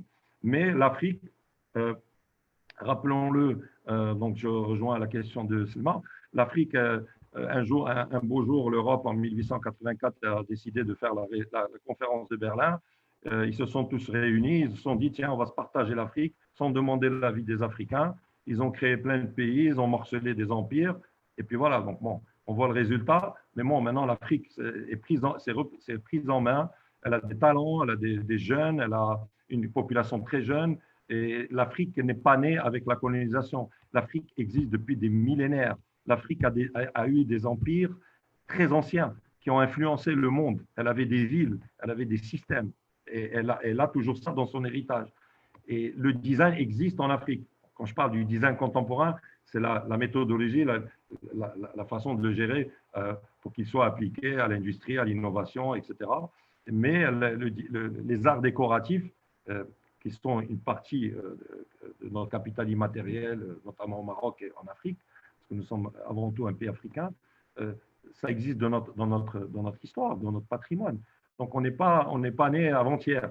Donc, moi, ce que je défends dans les couloirs, c'est ça, c'est d'essayer d'un peu expliquer d'où je viens, qui je suis, sans être arrogant, de le faire avec beaucoup de chaleur, beaucoup de rigolade, et leur dire, vous vous trompez sur vos appréciations, ou ce que vous êtes un petit peu… Il y a des stéréotypes, il faut essayer de les dépasser. Si vous ne connaissez pas, ben, je vous invite à aller passer des vacances, pas qu'au Maroc, aller à 80 km de Dakar, il y a des super plages, ou aller à Abidjan, aller en Tanzanie. C'est magnifique. Il y a plein de choses à voir. Et vous allez voir des artisans, des savoir-faire, des gens chaleureux. C'est pas que le côté folklorique, mais des gens intellectuels. Il y a beaucoup de choses à découvrir très, très intéressantes. Nous sommes tous des humains, on est tous kiff-kiff, on est tous pareils. Mais ce qui fait notre richesse, c'est nos différences. Et au lieu de voir la différence comme un stéréotype ou comme quelque chose qui fait peur, au contraire, la différence va t'enrichir et te permettre de grandir et d'abattre certaines cloisons. Et le design est un domaine qui est transversal, comme je disais tout à l'heure, et qui est, en termes de méthodologie, il est le même dans le monde entier. Après, c'est les paramètres culturels, civilisationnels, et qui font qu'il va être différent, qu'il va avoir une identité ou des identités qui vont lui conférer un positionnement, une force différente de celui de l'Inde ou de l'Afrique ou de la Chine, l'Amérique latine, etc., etc. Donc, pour reprendre ce que vous avez dit par rapport à monsieur, vous m'avez dit seulement, rappelez-moi son nom, qui disait que l'innovation… Monsieur Bedreddine, vous parlez de Monsieur Bedreddine. Oui, c'est ça, oui. Oui, Monsieur Oui. Bedreddine Filali Baba. Donc, il disait que le design est le moteur de… Alors, il a dit l'innovation est le moteur du progrès. Donc, il parlait dans ce sens. Et le design est le moteur d'innovation. Donc, effectivement. Et puis, je vous signale que c'est Bedreddine, il est de formation, il est ingénieur et il a eu des postes assez clés au Maroc et à travers le monde. C'est quelqu'un qui ravi, vraiment… il a fait votre diagnostic d'abord. Vous savez, j'ai toujours affectueusement un truc que je dis, c'est que le cousin du designer, c'est l'ingénieur. C'est exactement ça. On est indissociables, on est tous ensemble. Voilà. Oui, beaucoup de connivence, beaucoup de… Ouais, parce que dans le fond, l'ingénieur, c'est le fond de la machine. Vous, c'est comment présenter la machine. Voilà, ouais, c'est un petit… Voilà, bon, s'il y avait des questions, oui. Oui, il y en a. Alors, j'ai une question qui a été posée par Mehdi Lalij. Je ne sais pas si vous avez eu l'occasion de la voir. Il dit généralement le recours au design reste inaccessible pour bon nombre d'entreprises, de PME. Y a-t-il des moyens d'aide au financement du design? Alors, le design, oui, bon, c'est une bonne question. Merci, monsieur Lelge. Le design n'est pas accessible. On pense que, ouais, je vais faire appel à ce designer, il est cher, la blèche. Non, non. Si on réfléchit comme ça, c'est même pas la peine de penser design. Ou c'est peut-être le moment de l'appeler pour prendre un café, d'être sensibilisé, de comprendre. Avant même de dire, je collabore avec celui-là, ou telle agence, ou telle… Parce qu'on parle d'agence quand on est dans le design, on parle d'agence. Comme quand on parle d'agence communication ou d'agence d'architecture ou de fiduciaires, c'est des entités dans lesquelles il y a plusieurs disciplines, c'est ce qu'on appelle des équipes pluridisciplinaires ou multidisciplinaires, dans lesquelles on peut répondre à différentes problématiques. Et donc, et cher, ce n'est pas une question de cher. C'est, je vais aller dans le secteur de l'industrie. Admettons, on est dans le Covid. Je dis n'importe quoi, mais c'est un exemple. Monsieur Lehel, je se dis, tiens, je vais créer un testeur pour tester le Covid. D'accord. Il y a les ingénieurs, il y a tout ce qu'il faut. On peut créer un prototype. On a tous les composants électroniques ici au Maroc pour le faire. Très bien. On veut le développer. On va le développer, on va faire un business plan. Ça va coûter tant d'investissement. On va en fabriquer tant pour pouvoir répondre. Demain, Inch'Allah, le Covid n'existe pas, mais il y a toujours besoin de testeurs. Donc, on va en exporter. Le design doit rentrer dans le business plan en amont du montage du projet. Pas une fois que j'ai fini, que j'ai fini le montage financier, que j'ai terminé le business plan, que j'ai commencé à faire ci ou ça. Allô, le designer, je vais un petit croquis. Non, non, ce n'est pas ça du tout. C'est dans le montage, c'est en amont, comment on intègre le design, pas uniquement juste pour je vais créer le testeur ou créer X produit d'un autre domaine, d'une autre industrie ou de l'artisanat ou peu importe. C'est de l'intégrer dans le mode de pensée, dans le système managériel, dans le montage financier. Je vais développer ta typologie de produit, mais le design, je dois l'intégrer. Par exemple, je prends le secteur du meuble. Aujourd'hui, il y a beaucoup de déchets de plastique. Qu'est-ce qu'on peut en faire? Ben, pourquoi pas récolter plein de déchets et faire du mobilier plastique pour les hôtels, pour les terrasses. Mais bon, si vous faites des chaises basiques, bon, hyper basiques, bon, il n'y a pas beaucoup d'hôtels qui vont vous le prendre. C'est pas friendly, c'est pas confortable, c'est pas ergonomique parce qu'il y a beaucoup de paramètres au niveau du corps. Le designer, quand il conçoit des produits qui sont en relation avec le corps humain, donc il y a un côté médecine, si on peut dire, ergonomie. Donc une chaise, c'est ergonomique, on doit rester assis, c'est confortable, pas qu'on ait des problèmes au niveau des lombaires, comment on plie les genoux, est-ce qu'elle est empilable, pas empilable, etc. Tout ça. Donc tout ça, c'est un travail de réflexion en amont. Et pourquoi pas aussi un investisseur qui veut se lancer dans ce secteur, ben, doit intégrer le design au tout début de la réflexion du projet. Pas juste, une fois que j'ai fini, je fais appel. Ah, c'est cher, je n'ai pas de budget. Non, non, il faut le mettre il faut le mettre, il faut le mettre dans le processus en amont de la réflexion. Donc, si Mehdi est écrit, pour info, je suis dans le conseil, je recommande l'approche design. J'ai moi-même fait appel à des designers, notamment la marque Alpha 55. Ah ben ça, je vois qui c'est. Voilà, très bien. Oui, ben je sais. Mais je remercie d'ailleurs de l'interaction de Simedi. Oui, c'est très bien. Donc, il n'y a pas une question de cher. Après, il y a des entreprises qui peuvent être des startups qui démarrent, mais en général, ils font des levées de fonds, du crowdfunding, donc ils peuvent intégrer dans leur montage financier qu'ils vont intégrer le design comme un facteur essentiel, important, majeur et axial de leur développement. Pas uniquement je crée un objet, mais d'abord comme étant un élément stratégique qui va permettre de faire ci et ça. Après, il y a des entreprises qui existent depuis longtemps. Il m'a parlé d'Alpha 55, qui est une très vieille. C'est le premier centre commercial type Galeries Lafayette, marque 100% marocaine. Et il y a quelques années, ils ont décidé de refaire leur marque, de retravailler leur positionnement, etc. De créer un nouveau flagship store qui est en place, qui est très bien pensé. Donc tout ça, c'est des travaux. Il y a beaucoup d'entreprises qui sont utilisatrices du design en Afrique, et notamment au Maroc. Africa, qui était la première entreprise qui a fait appel au design pour refaire ses stations avec tous les services autour, connexes, annexes, etc., qui dernièrement a refait le design de ces stations.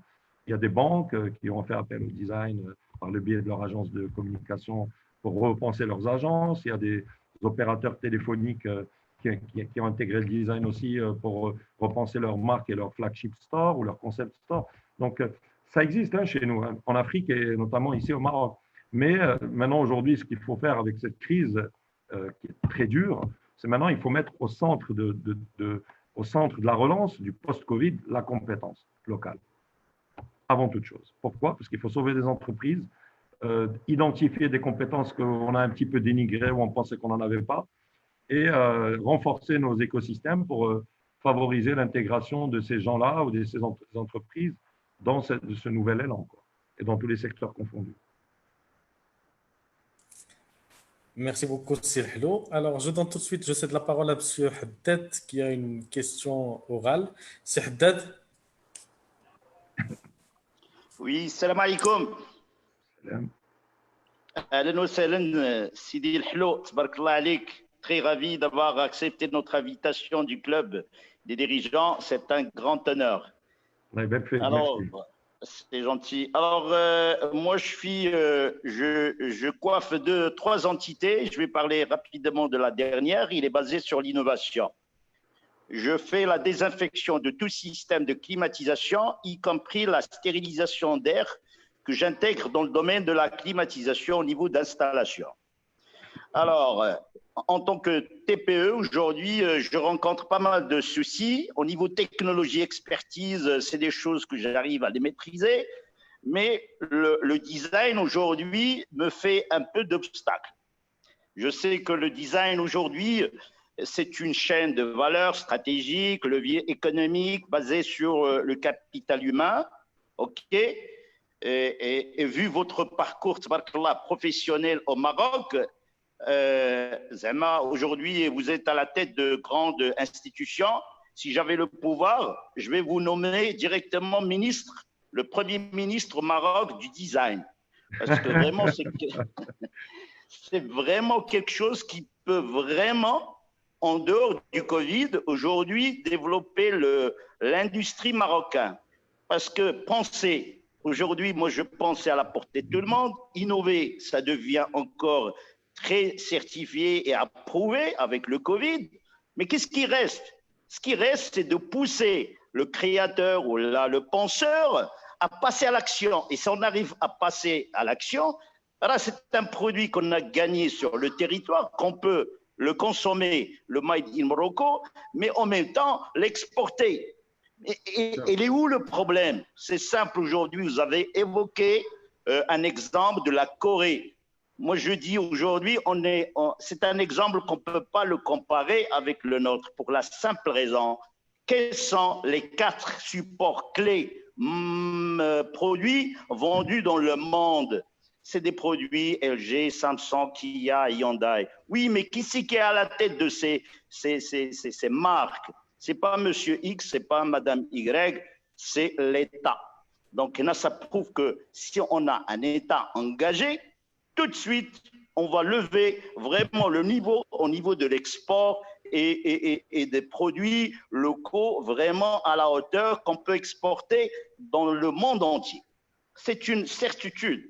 Alors, bien sûr, si aujourd'hui on n'arrive pas à intégrer le design dans notre culture de la base, la scolarité jusqu'à l'université, ça ne marche pas. Et ça ne va pas marcher. Parce que pour moi, le design, c'est le luxe. Et celui qui va se permettre de créer quoi que ce soit, il va faire appel à monsieur le designer. Et ça s'arrête là. Mais c'est bien dommage. Parce que nous, on peut créer par jour des centaines de produits. On va garder une dizaine. Mais avec l'accompagnement de nos chers designers engagés par l'État et non pas privés, parce que là, on n'arrive pas à communiquer. La TPE, vous savez, le tissu marocain, il est composé de 95% des petites, des micro et petites entreprises. هذوما اللي تيخلقوا لنا la richesse. ولكن انا عندي فكره حتى واحد ما قادر يدير لي l'accompagnement. وشنو l'accompagnement? Quelque chose qui est assuré par l'État. l'État خصها دير لنا واحد le centre. دابا تنهضروا على incubateur, accélérateur. Un incubateur, un accélérateur de mon produit prototype. Chaque Marocain, il vient dans votre centre, le centre étatique, il va trouver un centre d'usinage, des ingénieurs, penseurs, parce que le designer, le designer et l'ingénieur, les mécaniciens, l'électronicien, l'informaticien, le digitalicien, si ça existe. Et par la suite, on peut prototyper un produit avec l'ergonomie extérieure, le design. Et je suis sûr et certain, c'est un produit j'ai alors هو مصايب غير في بن قرير ولا à côté ولا هذا. Il me rappelle assez, Haddad, j'avais designé en 2009 les abribus de Rabat. Ils vivent très bien leur vie, ils se développent depuis 2009, ils en rajoutent Rabat, Salet et Mara. pour une entreprise marocaine. Donc, c'est un objet industriel qui est fabriqué en grande série et qui remplit pleinement sa fonction parce qu'il est, il est destiné aux citoyens et même aux touristes, parce que quand on attend un bus, ben, ça vous abrite, etc. Et bien, la publicité peut financer aussi l'abribus. Ben, je me rappelle quand on a commencé à les poser, les gens, ils marchaient. Moi, j'étais tout content de voir le premier projet de ce type au Maroc à l'époque. Et les gens disaient, ah, chez Zouina, j'abon من برا, chez même, ils sont beaux. Ça, c'est joli, c'est pas mal pour ceux qui ne sont pas francophones, arabophones ou maroc, ceux qui ne parlent pas notre langue déjà, c'est notre langue. Mais ça vient d'étrangers. C'est pas les Marocains, ils font pas ça. Impossible. Ça n'existe pas chez nous. Alors qu'il y a plein de choses qui sont créées au Maroc et dans plein de pays en Afrique, qui ont beaucoup de succès, qui sont exportés, qui sont médiatisés. Je lui dis comme ça, c'est une conviction. Aider l'accompagnement, je peux percer le monde. Je peux même climatiser le monde rien avec une puce. Voilà. Donc, il faut développer le premier climatiseur écologique au monde, made in Morocco, made in Africa, c'est tout.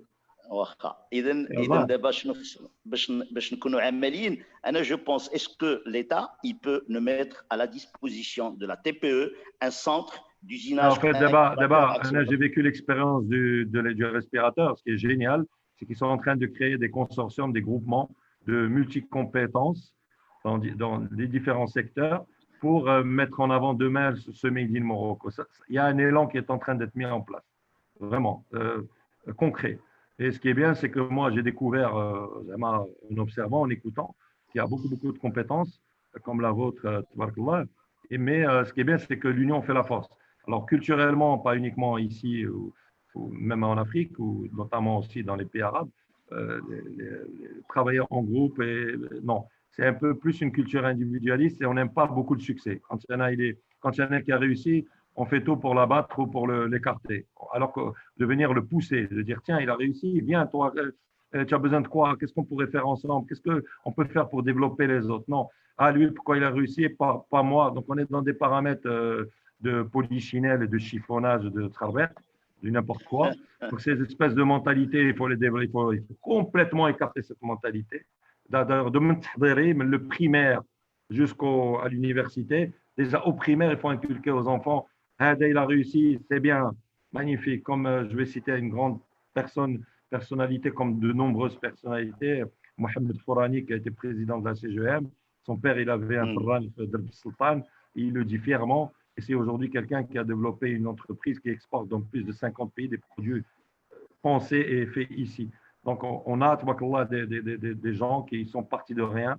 Il n'y a pas besoin de l'flen ou l'flen, mais on doit abattre cette mentalité de d'abord le complexe. Chez nous, on n'a pas. Ça c'est pas vrai. Il faut encourager la réussite. Pas de حشومه علاش انا بعض المرات تقول لي مالو تيهضر في التلفزيون شنو دار كاع دار قرعه د الماء هو سير ديرها. Ça a demandé 14 mois de réflexion, de développement avec les techniciens et les industriels. Ça a demandé 8 mois pour développer le moule. Et c'est grâce à tout ce travail en amont que la bouteille peut fabriquer des millions d'exemplaires et injecter le verre comme une pommade qui descend toutes les 30 secondes, je ne sais plus combien. Ce n'est pas derrière, on va la faire. C'est toujours raccourcir pour casser. Ça, il faut le changer. Changer. Post-Covid, changeons la mentalité. Complètement. Il faut changer la mentalité. Il y a des gens brillants, il y a des compétents. Il y a pas. Alors, déjà, je lis des fois les commentaires sur les réseaux sociaux. Ah, on a 400 cas, on n'est pas discipliné. Pourquoi ils sont disciplinés en Europe? C'est pire. Personne ne met le masque, les gens, ils n'en ont rien à cirer. Je regardais TF1 tout à l'heure. Il n'y a pas de distance sur les plages. Les gens, ils ont retrouvé leur liberté. Donc, on a toujours été libre. Donc, on revient à nos habitudes. C'est une expérience qu'on est en train de vivre qui est très difficile. Donc, aujourd'hui, pour répondre à votre question par rapport à votre travail, l'État est en train de mettre en place de soutenir et de parrainer des organisations de gros regroupements pour multicompétences, pour penser au Made in Morocco et à cette notion de fabriquer localement et le design, comment l'intégrer dans ce process parce qu'il est important. Il faut qu'il soit intégré dès le début, pas à la fin. Et c'est ça qui est intéressant. Et je pense que on pourrait un jour organiser, pourquoi pas encore une fois avec votre club, une rencontre et on peut discuter, interagir avec tout le monde et chacun va prendre la parole. Voilà, je suis dans tel secteur, voilà ce que je fais.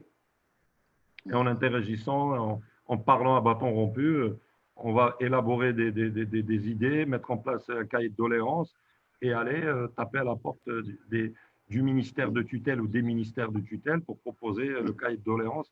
Voilà, nous, ce que nous faisons, on propose telle et telle idée, comment on pourrait mettre ça en place, comment on peut chercher des fonds, parce qu'il y a beaucoup de fonds d'investissement aujourd'hui. Bon, tout le monde se met dans le digital, mais moi, je dis à ces fonds d'investissement, mettez-vous dans le design, c'est important. Soutenez les gens qui, je ne suis pas seul, mais les gens qui ont réussi à faire le trou à l'international sont devenus des noms, des marques, des ambassadeurs.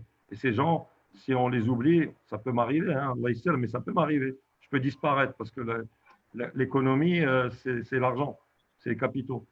Et s'il n'y a pas les capitaux qui sont là pour injecter et refaire redémarrer, et ce n'est pas juste uniquement des capital risqueurs qui sont des sleeping partners, mais des active partners.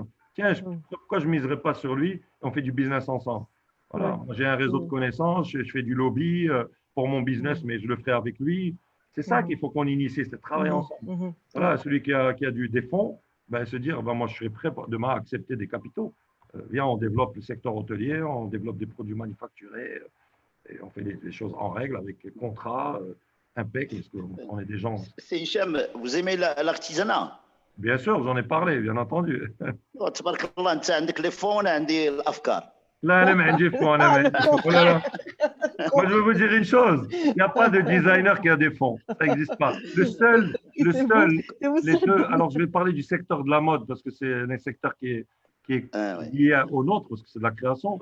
Mais les seuls qui ont réussi à créer des empires financiers, mais qui sont des cas particuliers, sont Giorgio Armani et Pierre Cardin. Giorgio Armani, c'est un empire, hein, mais il est parti de rien. Mais il a réussi parce qu'il a la fibre business. Mais un créatif, par exemple, Jean-Paul Gaultier, il jouit de son nom, parce que c'est son nom. Mais toute la partie capital immatériel, ce qui génère du business, du gros business, c'est un fonds d'investissement espagnol qui l'a racheté il y a 3 ou 4 ou 5 ou 6 ans. Donc aujourd'hui, la créativité, elle est créatrice de valeur. Pas uniquement dans développer l'artisanat, mais quand tu développes, par exemple, si on développe l'artisanat avec des designers pour créer des collections, avec une vraie stratégie marketing, d'export, avec un packaging étudié, des cartons bien étudiés pour l'export, pour pas que ça se casse ou ça se fracasse. Si c'est bien pensé, bien huilé, ça va créer, c'est une chaîne de valeur, ça va créer du chiffre d'affaires. Et ça va faire profiter à tout un tas, d'une manière transversale, à tout un écosystème, que ceux qui sont autour de ça, quoi. Et ça c'est le secteur de l'artisanat. Mais l'industrie, c'est pareil. Mais l'industrie, c'est des spécialités. Ça peut être la climatisation, ça peut être différents types de secteurs. Hein. Alors, si vous permettez… pour ces éclaircissements, c'est Haddad. Je me trouve contraint juste l'artisanat بغيت نعطيه واحد الفكرة يقدر يديفلوبيها هو. C'est Haddad parce qu'on est pris par le temps et on a d'autres participants qui veulent prendre la parole. Je m'excuse vraiment, c'est Haddad. Merci beaucoup. Alors, je cède la parole tout de suite à Mohsin Saïr qui a une question orale aussi. Mais avant de le faire, je vais prendre une question qui a été posée sur Facebook depuis tout à l'heure, depuis un bon moment. La personne nous dit que faut-il faire, à votre avis, pour intégrer dans notre système éducatif et favoriser l'émergence de futurs bons designers au Maroc? Bonne question. Déjà, il faut que les acteurs des grandes universités publiques historiques dans toutes les villes du Maroc, et régions et provinces se disent, il est temps d'intégrer le design dans le cursus universitaire. Ou là, les universités privées, donc il y en a plein. Rabat, Casa, Ben Gurir, Marrakech, Fès, Tanger, etc., toutes les villes. Donc aujourd'hui, ça n'existe pas. Voilà. Il y a des écoles privées qui font ça d'une manière brillante depuis 30 ans, 20 ans, des études dans des spécialités du design, parce que le design, c'est une discipline dans laquelle il y a plusieurs spécialités. Donc il y a des écoles privées qui font interior design, donc l'architecture d'intérieur, les métiers des arts graphiques, graphic designer, etc., etc. Et Mais par contre, le design en tant que discipline, bachelor, master, jusqu'à demain PhD, qui est l'équivalent d'un doctorat, ça n'existe pas. Voilà. J'ai eu souvent dans des conférences des gens qui sont directeurs d'école d'architecture dans les universités. Ah, ça, tu sais, on a la matière design. Je dis, oui, mais le design, c'est bien d'avoir la matière design pour les architectes, parce que c'est hyper important. Les premiers grands designers au début du XXe siècle étaient des architectes. Dans le mouvement du Bauhaus en Allemagne, ou le mouvement de la République Weimar en Allemagne, ou l'Art Nouveau, etc. Et bon, tous ces mouvements étaient lancés à l'époque par des architectes, mais qui avaient intégré et mis en place ces processus méthodologiques qui aujourd'hui sont devenus universels et qui sont le design d'une manière globale. Mais il faut d'abord enseigner le design en tant que discipline, à part entière au niveau universitaire. Mieux encore, les écoles de business au Maroc, des grandes écoles de business, qu'elles soient étatiques ou privées, n'enseignent pas le design management. Pourquoi? Voilà. Aujourd'hui, pourquoi c'est important? Aujourd'hui, admettons, on a décidé de mettre en place le système universitaire, design de produits, design industriel, design interactif, bachelor, master, etc., etc., etc. Demain, ces designers sortent sur le marché du travail. Il faut d'abord, avant qu'on crée ces disciplines dans les universités, qu'on identifie quels sont les besoins sectoriels ou dans l'économie marocaine ou si je parle d'autres pays africains, pour que ces gens qui vont finir leurs études aient des débouchés.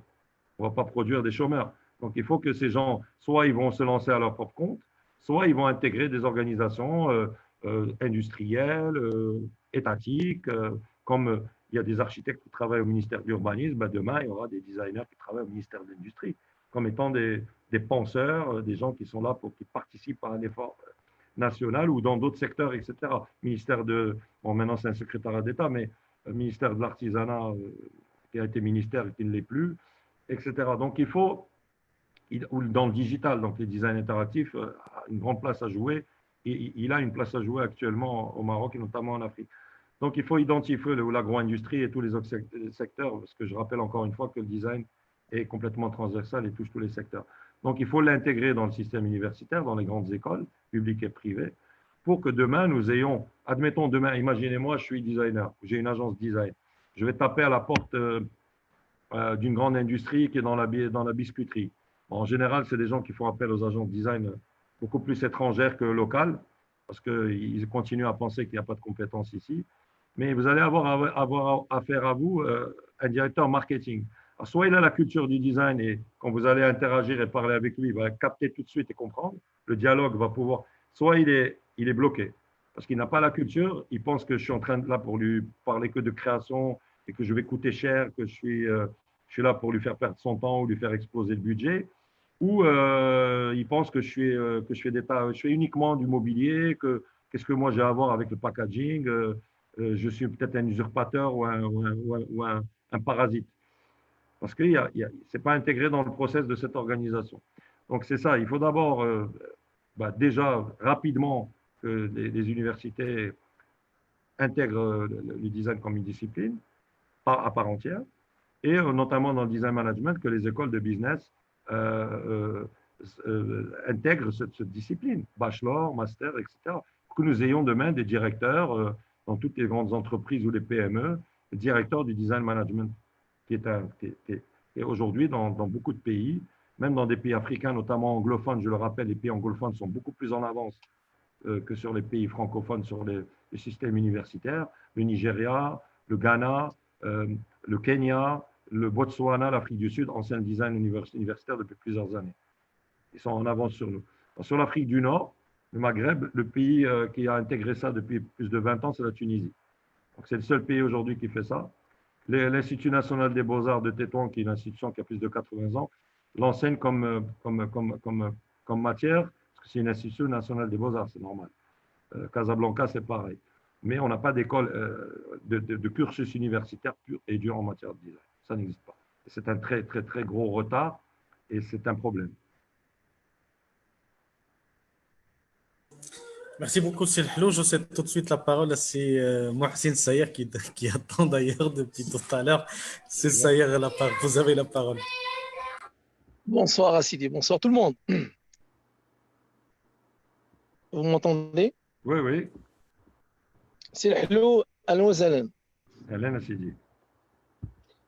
D'ailleurs, j'ai eu l'occasion de travailler avec vous sur la gare de Tanger, hein. C'est moi qui ai effectué donc, tout ce qui est revêtement et tout ce qui est pilier. J'ai vu Ça, quand c'est même avec le design. avec Ça a l'air très l'architecte. intéressant. Avec l'architecte. Ouais, Oui. Ouais, je sais. ouais. Donc, j'ai dit ensemble, vous avez Ouais, travaillé ouais, bah la ouais, c'est une décoration, famille. le La design, LGV, c'est une c'est grande clair. famille. Ouais. Très bien, très bien. Et puis oui, il faut dire que le design aujourd'hui, moi je reconnais qu'un des opérateurs qui a changé de design, il a multiplié son chiffre d'affaires. Ça, c'est important, c'est clair. Il n'a rien fait de plus. C'est le design qui comptait pour lui, il l'a Mhm. fait, ça a réussi. C'est une idée très formelle, bien avancée. Bien. L'État ne fait rien pour nous, c'est clair. L'État doit encourager tout ce qui est, tout ce qui est, par exemple, révélation, tout ce qui est réalisation, d'accord, de belles choses sur le domaine de VTP, etc., etc. Moi, j'ai vécu quand même des agences des grandes multinationales qui ont travaillé pour nous, soit à travers de grandes sociétés, Mhm. soit à travers ma société Elite Aménagement. Et c'est vrai que le design remplace ce qu'on appelle la réussite et c'est l'alternance à ce qu'on appelle le changement radical d'accord, du domaine. Je ne peux rien rajouter de plus, c'est hello. Je vous remercie quand même ce qu'on a vu quand même réaliser à travers le temps. Oui, on le suit d'ailleurs.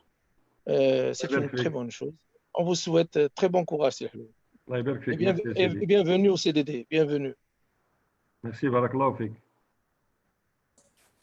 Merci beaucoup, c'est Mohsin Saïf, pour votre intervention.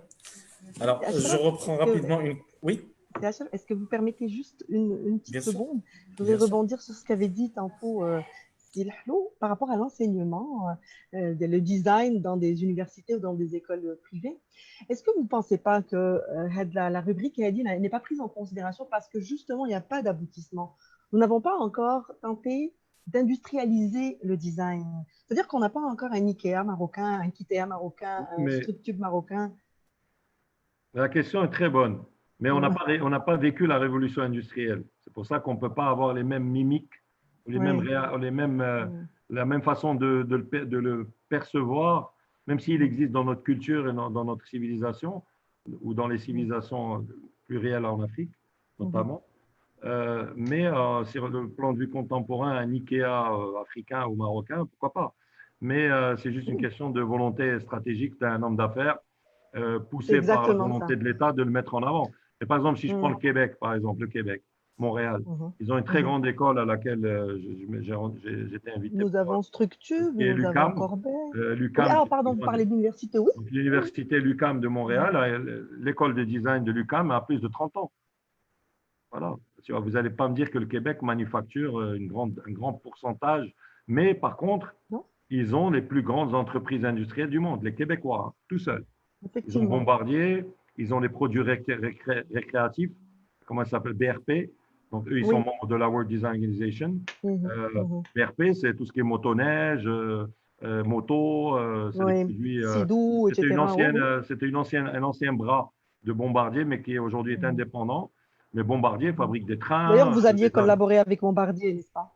Vous aviez Je n'ai pas collaboré. collaboré, mais dans le cadre de l'Organisation mondiale du design, j'ai des amis, et notamment le président de BRP, qui était un ancien member of the board de WDO dans des past boards. Mhm, Mais aujourd'hui, le Québec, à lui tout seul, à lui seul, oui, utilise le design comme un vecteur puissant en tant que région du effectivement. Canada et exporte des produits manufacturés dans le monde entier. Des bombardiers, c'est québécois. Oui, C'est une oui, famille oui. à la base.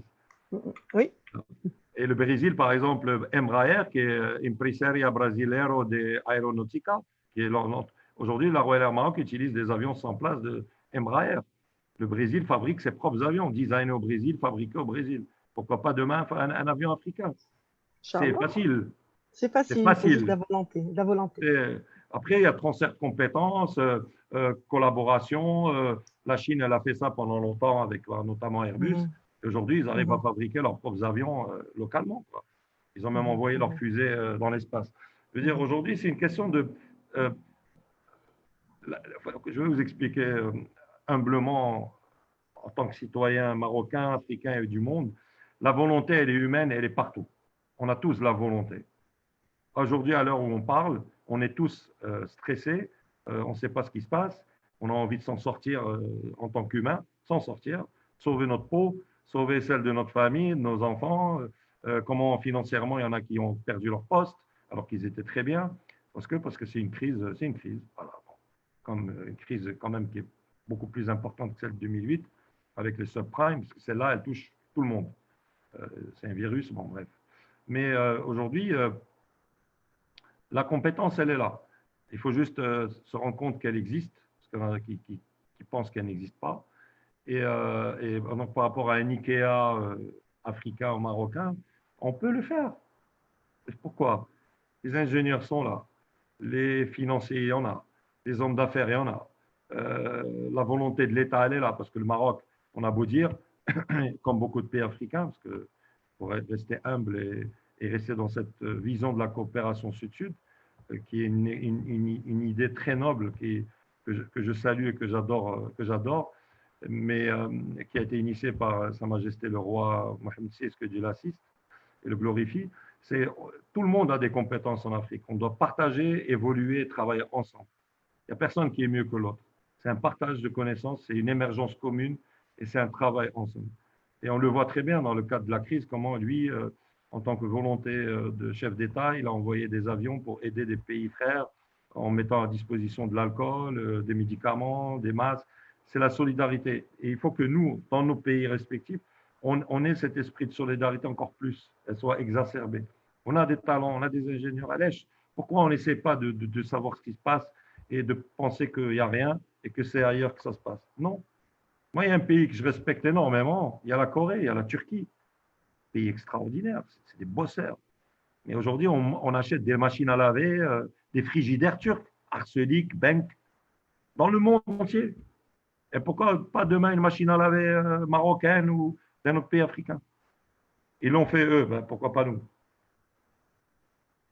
Ben oui, il y a des produits turcs, des marques qu'on consomme en tant que concitoyens qui sont exportés dans le monde entier. Et des téléviseurs aussi. Donc, c'est juste une question de mentalité. Il faut changer cette mentalité.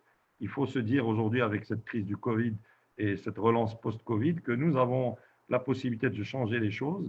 Et c'est le design comme un domaine complètement transversal qui va aider à mettre en place des idées qui vont développer le secteur du tourisme, de l'artisanat, de l'agro-industrie, de l'industrie, des services. C'est un domaine qui est aujourd'hui utilisé par des pays qui a démontré que par l'utilisation de ce domaine, ils ont réussi à créer de la croissance et à se placer parmi les grands. Alors qu'on ne les attendait pas. La Chine, pendant longtemps, ah, c'est des copieurs, il ne faut pas fabriquer là-bas. Non, non, maintenant la Chine, comme on dit, attends, je t'explique. Hein. Il y a des design centers dans toutes les villes chinoises. Ils produisent avec leur marque. Ils copient. Bon, il y a beaucoup de pays aussi qui copient, mais ils ont développé leur marque, ils développent leurs produits. Ils ont intégré le design, ils ont compris que c'était, ils l'enseignent au niveau universitaire. Mieux encore, les Chinois, ils ont fait mieux. Le classement des meilleures universités du monde, on l'appelle le classement de Shanghai. Ils ont réussi à être acteurs de classification des meilleures universités dans lesquelles ils sont classés. Hein. Donc, on a des super compétences dans ce continent et notamment chez nous. C'est juste une question de mindset. Il faut mettre on-off et revoir le logiciel à l'intérieur. Dire maintenant, OK, on collabore avec le monde, on est des économies de marché, on est ouvert au monde, marhaba, on est des pays hospitaliers, le Maroc est un pays hospitalier. Mais nous devons aussi, tout en accueillant des investisseurs, des grandes entreprises étrangères, ben, développer les nôtres, développer notre tissu économique, développer nos emplois, pousser celui qui ne sait pas tout, ben, le former pour connaître plus. Parce que les plus grands de ce monde, ce n'est pas des gens qui ont fait tous des diplômes. Les gens qui ont changé le monde, c'est des autodidactes. Einstein, il n'a jamais passé le bac, mais il a créé la relativité. Et il y en a beaucoup des comme lui, hein, des gens qui ont révolutionné le monde. C'était des penseurs qu'on prenait pour des hurluberlus, mais c'est eux. Donc, il ne faut pas enseigner, inculquer aux enfants que si tu veux réussir dans la vie, tu dois faire ingénieur. Non, tu peux être artisan. C'est un métier noble, l'artisanat. En France, il y a le compagnonnage, il y a les compagnons des meilleurs ouvriers de France. C'est eux qui sont en train de reconstruire la cathédrale la cathédrale Notre-Dame. Beaucoup d'artisans vont venir d'autres pays. C'est une noblesse, l'artisanat. Les métiers d'art, c'est de la noblesse. Il y a des pays qui ont perdu ça, qui ne savent même plus fabriquer quoi que ce soit. Nous, on a ça. Ça, on doit le chérir le capital humain, le capital immatériel, c'est quelque chose sur lequel, même sur un plan de vue comptable, que je ne veux pas durer longtemps, mais sur un plan de vue comptable, vous savez que si vous déposez vos dessins et modèles, comme par exemple à l'OMPIC chez nous, ou dans des offices de protection de marque ou de brevets ou de dessins et modèles, aujourd'hui, le capital immatériel, les dessins et modèles, c'est des titres de propriété. Ça vaut de l'argent. Aujourd'hui, si vous voulez, si un homme d'affaires, quel qu'il soit, veut racheter la marque Nike, ce qui va valoriser, Nike, ce qu'elle va valoriser pour se vendre, ce n'est pas ses usines ou ses murs. Hein. Nous, on pense toujours comme ça chez nous en Afrique, au Maroc. أنا عندي التيران, عندي المعمل, عندي الحيوط, عندي البرطمات. Non, c'est pas ça la valeur. Hein. C'est pas ça qui crée de la valeur. Ça, on peut spéculer, c'est sympa, c'est bien. On a gagné un petit peu d'argent ou beaucoup. Mais aujourd'hui, si vous voulez acheter Nike, allez, je vous fais parier d'aller acheter le logo de Nike avec tout le capital immatériel, tous les modèles qui ont été créés depuis les années 80. Ça, vous allez banquer des milliards de dollars. Il y a aujourd'hui même des entreprises dans l'innovation et dans le digital. On a vu les prix. Et je ne sais pas si avant-hier, Bezos d'Amazon, il a gagné 12 milliards de dollars en une journée. Digital. Aujourd'hui, c'est les idées, c'est l'humain qui crée la valeur, qui crée la richesse. Après, c'est sa manière de voir les choses, les compétences qu'il va mettre autour de lui et la méthodologie, le process qu'il va mettre en place qui va créer beaucoup de richesse et beaucoup de valeur ajoutée et beaucoup de process. C'est nous qui sommes la clé de tout ce qui arrive. Quand l'homme il a rêvé de voler, ben, il a volé. Il n'a pas volé, il a volé. Alors, tout le monde pense que Léonard de Vinci qui a créé les premiers croquets. Non, c'est Abbas Ibn Firnas. C'est un Amazigh originaire du Maroc qui est né en Andalousie. Et c'est lui qui était le premier homme à penser que l'homme allait voler. Et il a sauté de la Giralda à Séville, il s'est fracassé la tête. Mais c'est lui, et c'est Léonard de Vinci qui a travaillé sur les travaux de Abbas Ibn Firnas pour faire, et tout le monde pense, parce que des fois nous sommes mauvais communicateurs, on ne sait pas parler de ce que nous avons fait, on est des mauvais marketeurs. Mais c'est Abbas Ibn Firnas, le premier avatar de l'humanité. Allez voir sur Google. Bon, voilà, je ne vais pas rester plus longtemps. Il est 10 heures presque. C'est le game avec les rigoles. Oui, exactement. Alors, nous avons il y avait une main levée tout à l'heure de Madame Souad Rafes. Je ne sais pas si elle veut toujours intervenir. Madame Souad Rafes, est-ce que vous voulez intervenir?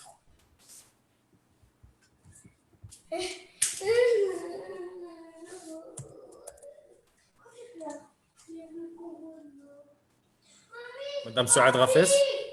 Oui, allô, vous m'entendez? Oui, parfaitement. Bonsoir. Merci pour ce webinaire, très intéressant. Merci à Hicham Tibo, j'ai déjà assisté à certains de vos webinaires. J'ai partagé tout à l'heure une question écrite, je ne sais pas si vous l'avez partagée entre-temps parce que j'ai eu un souci de connexion pendant quelques minutes et qui a duré en fait. Et donc, je suis parmi vous encore depuis 10 minutes maintenant. Ma question en fait avait trait à l'enseignement. Qu'est-ce qui bloque en fait exactement chez nous au Maroc pour intégrer cette discipline dans le cursus universitaire ou dans les grandes écoles? J'aimerais vraiment savoir ce qui bloque. Ben, écoutez, je pense qu'ils pensent que ils pensent qu'on est là pour. En fait, je sais pas, c'est pas intégré dans le. Il faut. Et moi, j'en parle le plus souvent. Je vous remercie pour la participation et d'autres webinaires et celui-ci organisé par le club des agents du Maroc. Et c'est une question de mentalité. En fait, on pense que c'est pas important ou je sais pas. C'est une question de mentalité, c'est tout. C'est comme quand il y a plein d'investisseurs qui lèvent des fonds énormes. Que je connais, j'en ai rencontré, qui font des hôtels et c'est des levées de fonds importants. Alors, ils font appel à l'architecte d'intérieur, aux designers d'étrangers et tout le mobilier, tout ce qui est manufacturé. Dieu sait que c'est quand même des montants d'investissement colossaux, ben, tout est importé. On peut importer, c'est bien, ça dépend du concept et du storytelling qu'on raconte. Parce que quand on fait un hôtel, on fait vivre une expérience, et donc émotive, sensorielle, olfactive, gastronomique et j'en passe. C'est bien qu'il y ait un mélange des styles, etc. Tout dépend de comment est conçu le concept. Mais malheureusement, c'est une question juste de mentalité, d'inertie. Moi, je vais vous dire, quand j'étais élu membre du conseil d'administration de l'Organisation mondiale du design, au niveau institutionnel, je le dis avec beaucoup d'émotion parce que je n'ai pas de relation particulière avec elle, je n'ai pas de copinage. Parce que les gens pensent toujours, ah, lui, ben, il a réussi parce qu'il s'appelle Hlo, donc il est originaire de Fès, toujours des idées tordues.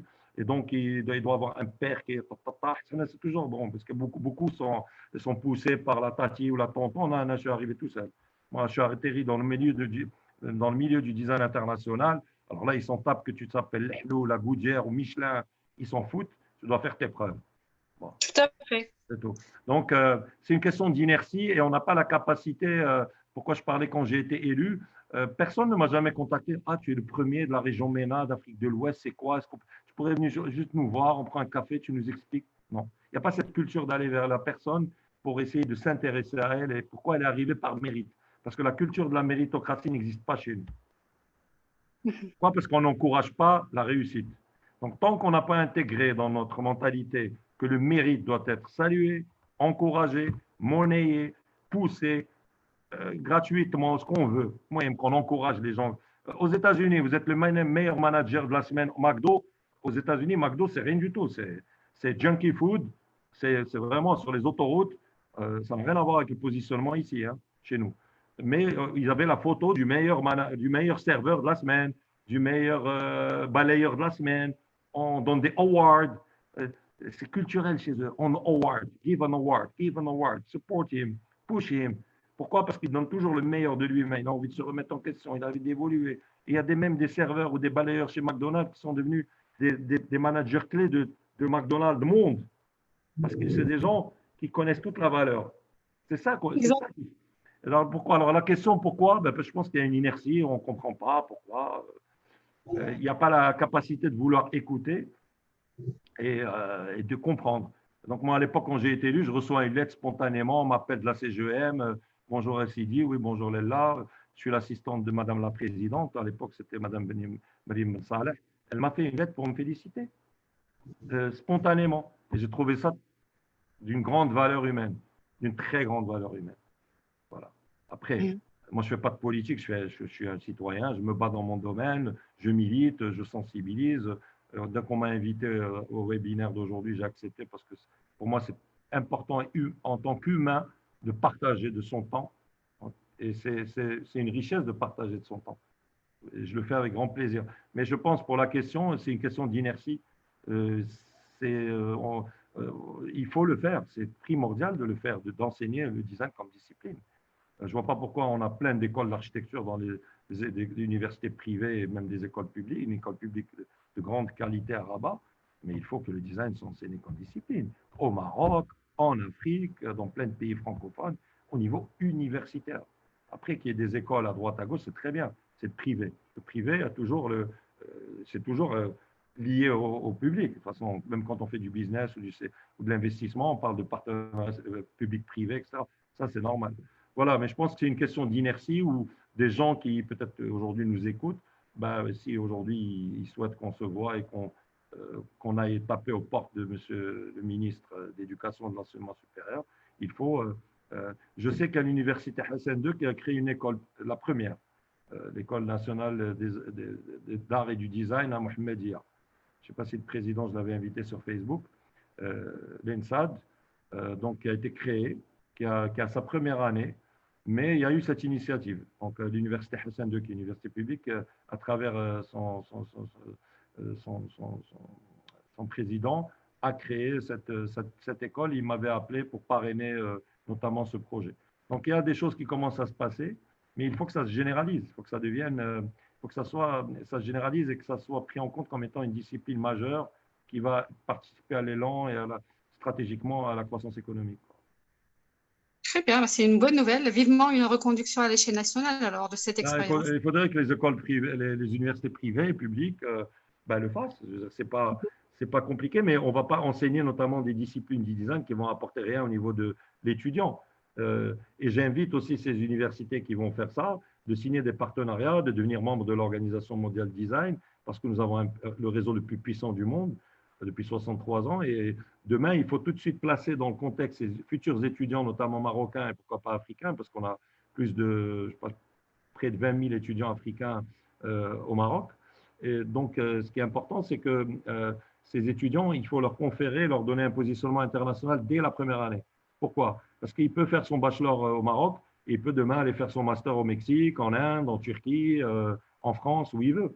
Pourquoi? Parce que cette université ou cette université a des partenariats, et toutes ces universités au Maroc ont des partenariats avec beaucoup d'universités dans le monde. Tout à fait. Voilà. Et surtout, si on fait ça, il faut tout de suite aller taper aux portes des ministères de tutelle, industrie, etc., pour que le design soit intégré comme un élément stratégique dans l'écosystème. Pourquoi? Pour que ces jeunes que nous allons former chez nous partent faire leur master ou restent ici faire leur master, ce qu'ils veulent, en fonction de leurs moyens, de ce que leurs parents ou les bourses émérites qu'ils vont pouvoir avoir, que ces gens, on les ramène chez nous. Ils vont vouloir revenir parce qu'il ne faut pas qu'il y ait la fuite des cerveaux. Tout à fait. Bon, moi, j'ai lu dans la presse qu'il y avait 25 ou 26 polytechniciens de l'université de Ben Gurion qui partaient à Polytechnique à Paris. C'est bien, mais j'aimerais bien que ces 25 reviennent au Maroc un jour.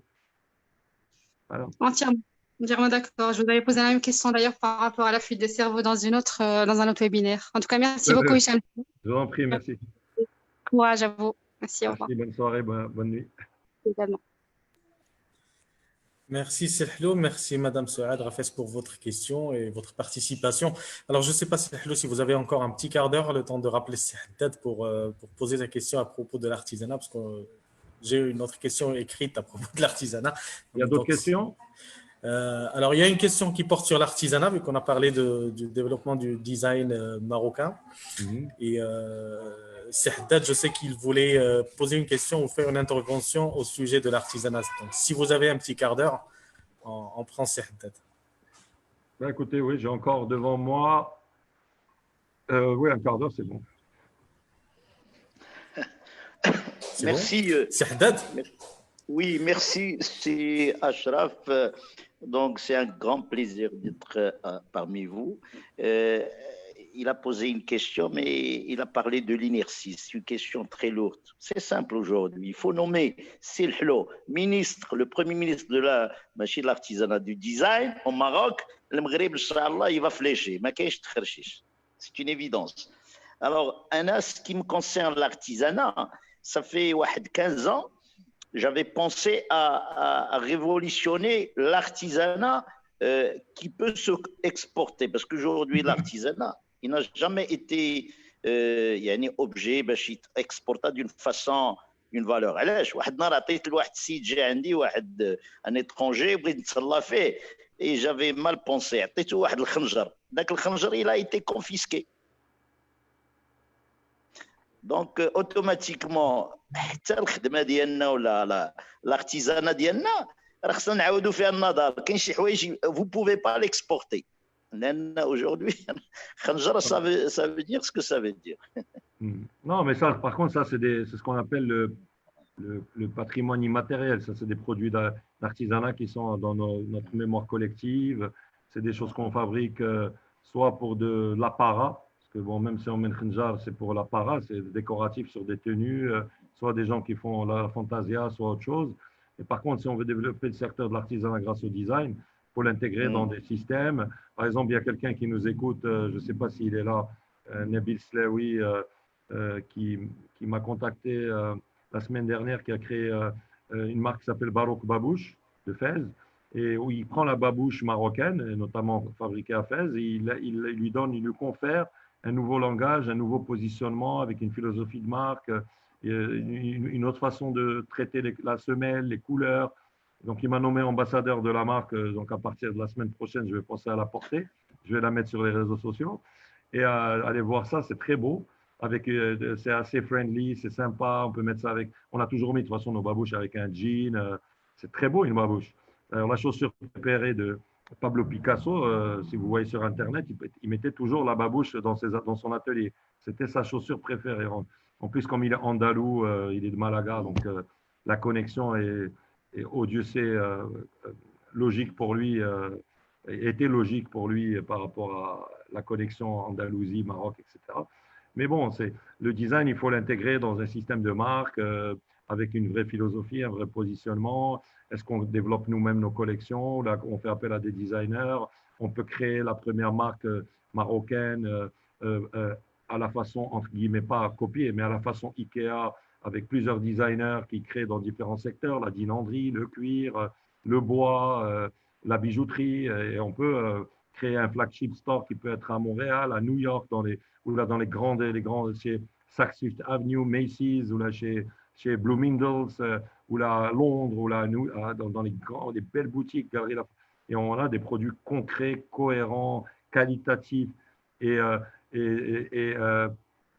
et puis, comment dire, le Khanjar, il ne pourra pas s'acheter par tout le monde. C'est juste par des gens qui aiment collectionner des.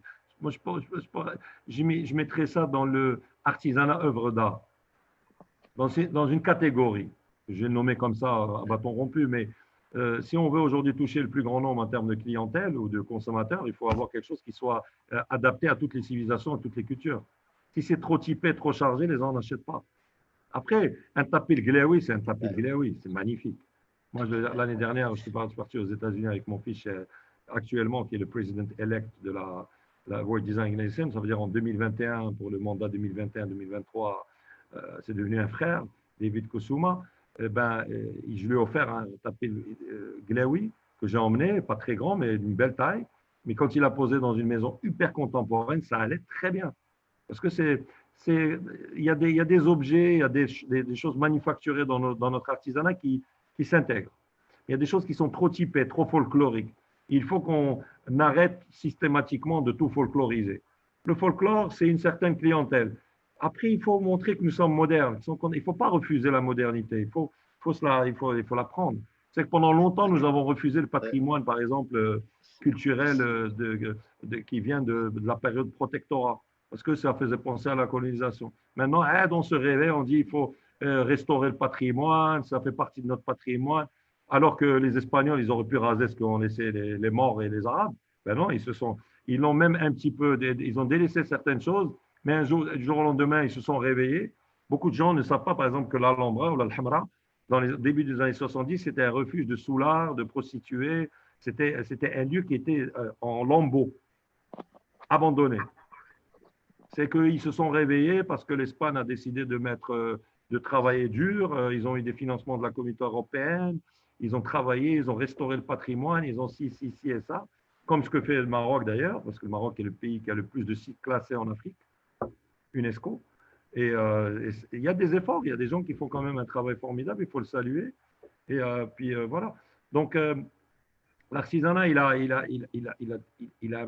on a un savoir-faire incroyable. Si on parle du Maroc, si on parle dans les pays de l'Afrique subsaharienne, si vous allez au Burkina Faso, au Mali, au Sénégal, il y a un savoir-faire extraordinaire. C'est incroyable. Ça, je parle que de l'Afrique de l'Ouest. Si vous allez en Afrique centrale, australe, Afrique de l'Est, il y a des savoir-faire incroyables. Textile, objets, bois, tout ce que vous ne pouvez pas imaginer, ce qu'il y a, c'est de la folie. Il y a de quoi faire, mais chez un Ikea, de quoi racheter Ikea. On peut racheter Ikea. C'est quoi Ikea? C'est des designers. Vous allez chez Ikea, vous achetez un petit pattern pour accrocher votre serviette dans la salle de bain. Et il y a le nom du designer. C'est designé par quelqu'un. Parce qu'ils ont compris que la personne qui achète le plus petit des objets, ou la tasse, ou n'importe quel truc, c'est designé by Flynn, par quelqu'un. Il pense que c'est fait pour lui. Donc, il a une valeur affective avec cet objet. Après, il y a toute la machine Ikea qui est avec l'historique, qui l'a fondé, comment il l'a fondé, le storytelling, que tout le monde peut se monter son meuble soi-même, le président, directeur général, l'étudiant, le fonctionnaire moyen, n'importe qui peut monter un meuble Ikea. N'importe qui. C'est démocratique. D'ailleurs, le slogan Democratic Design, personne ne peut le prendre dans le monde parce que ça a été déposé par Ikea. Ça leur appartient. Vous ne pouvez pas utiliser le truc Democratic Design. Donc, on a encore de très beaux jours devant nous. Il y a à faire, mais beaucoup. C'est juste une question de mentalité. Et il faut arrêter l'inertie et penser qu'on sait tout, qu'on comprend tout. Et le mec qui est directeur marketing, qui a un super poste, il pense qu'il a la science infuse, il ne l'a pas. Il faut qu'il s'intéresse, qu'il soit à l'écoute, qu'il comprenne ce qu'on est en train de lui dire. On n'est pas en train de vendre du vent, on est en train de vendre du concret. Et qu'il y a des grandes entreprises qui peuvent devenir des locomotives pour les petites. Et j'insiste encore une fois, parce qu'on a affaire à nous, des dirigeants, s'il y a des investisseurs, s'il y a des capitales d'investissement, nous, la communauté du design, il y a beaucoup de talent dans ce pays. Je parle beaucoup d'Afrique, mais au Maroc, il y a une communauté de design, il y a beaucoup de talent. Investissez sur les talents parce que il y en a certains, dont moi, sont des ambassadeurs et beaucoup en Afrique. Et il faut venir faire du business avec nous parce que nous sommes de la valeur ajoutée. On n'est pas là pour faire perdre du temps aux gens, on est là pour faire gagner de l'argent. Good design, it's good business. Et merci. Merci beaucoup. Merci beaucoup. Nabil Slaoui d'être là. Il m'a dit merci, you made my day. Je lui dis, ben, tout le monde va porter des babouches baroques parce qu'elles sont très belles. Moi, la semaine prochaine, je vais avoir la Je suis mienne. cliente, je vais commander.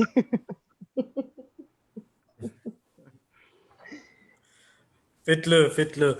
Alors, oui. une toute dernière question, mais vraiment en 2 minutes, si vous le permettez, c'est hello. Une question de Facebook qui dit, est-ce qu'on peut rassembler le lead management et le design? Le quoi? Le lead management Le et le lead. design. Le lead management. Le lean. Le lean. Lean management. Ah, pardon.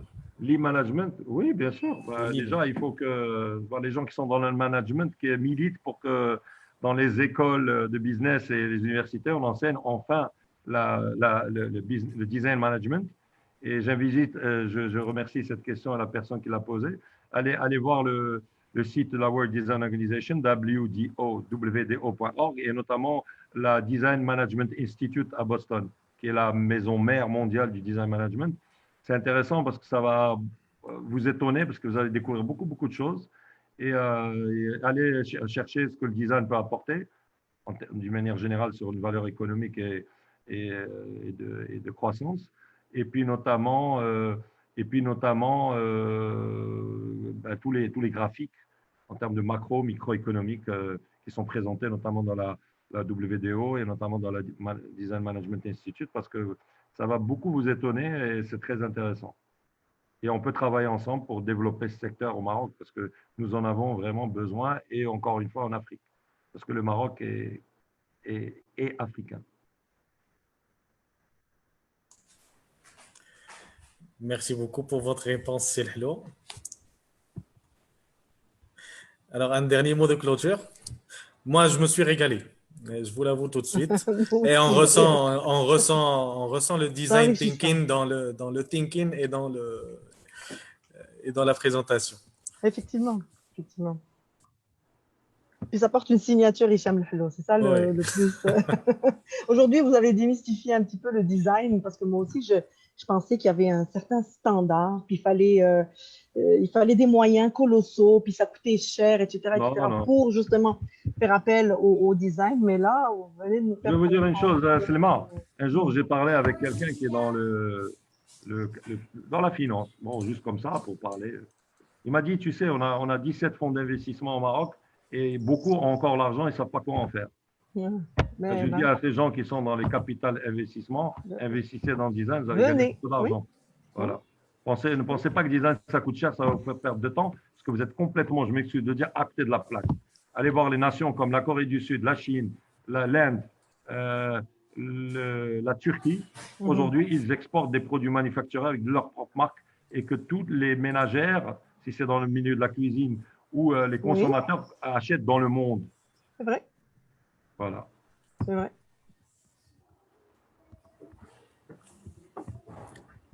En tout cas, merci beaucoup. Merci à vous. S'il y a d'autres questions, je suis encore là. Merci beaucoup. Alors, j'ai des micro-coupures.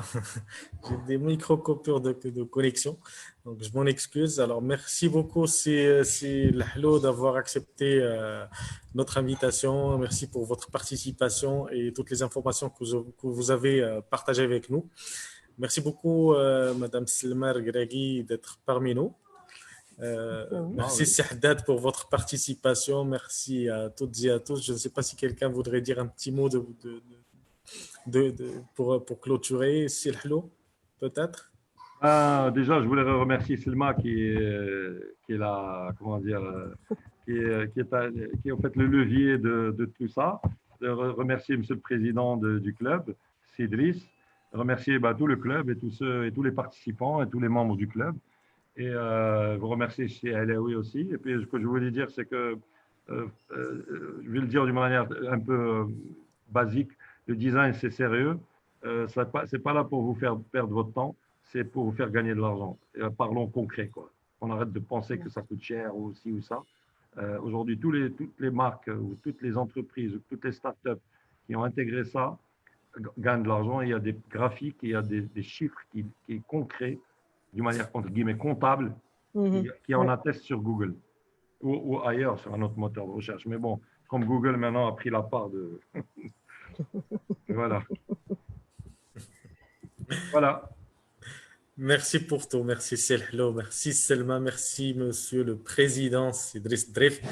Merci Sahdad. Merci à toutes les personnes qui sont restées avec nous en cette soirée du samedi jusqu'à 22h30. Merci de votre attention et je vous dis à très bientôt à la prochaine. À très bientôt. Bonne Au soirée. revoir. Bonne soirée. Au revoir. Merci, au revoir. Au revoir. Merci. Hein.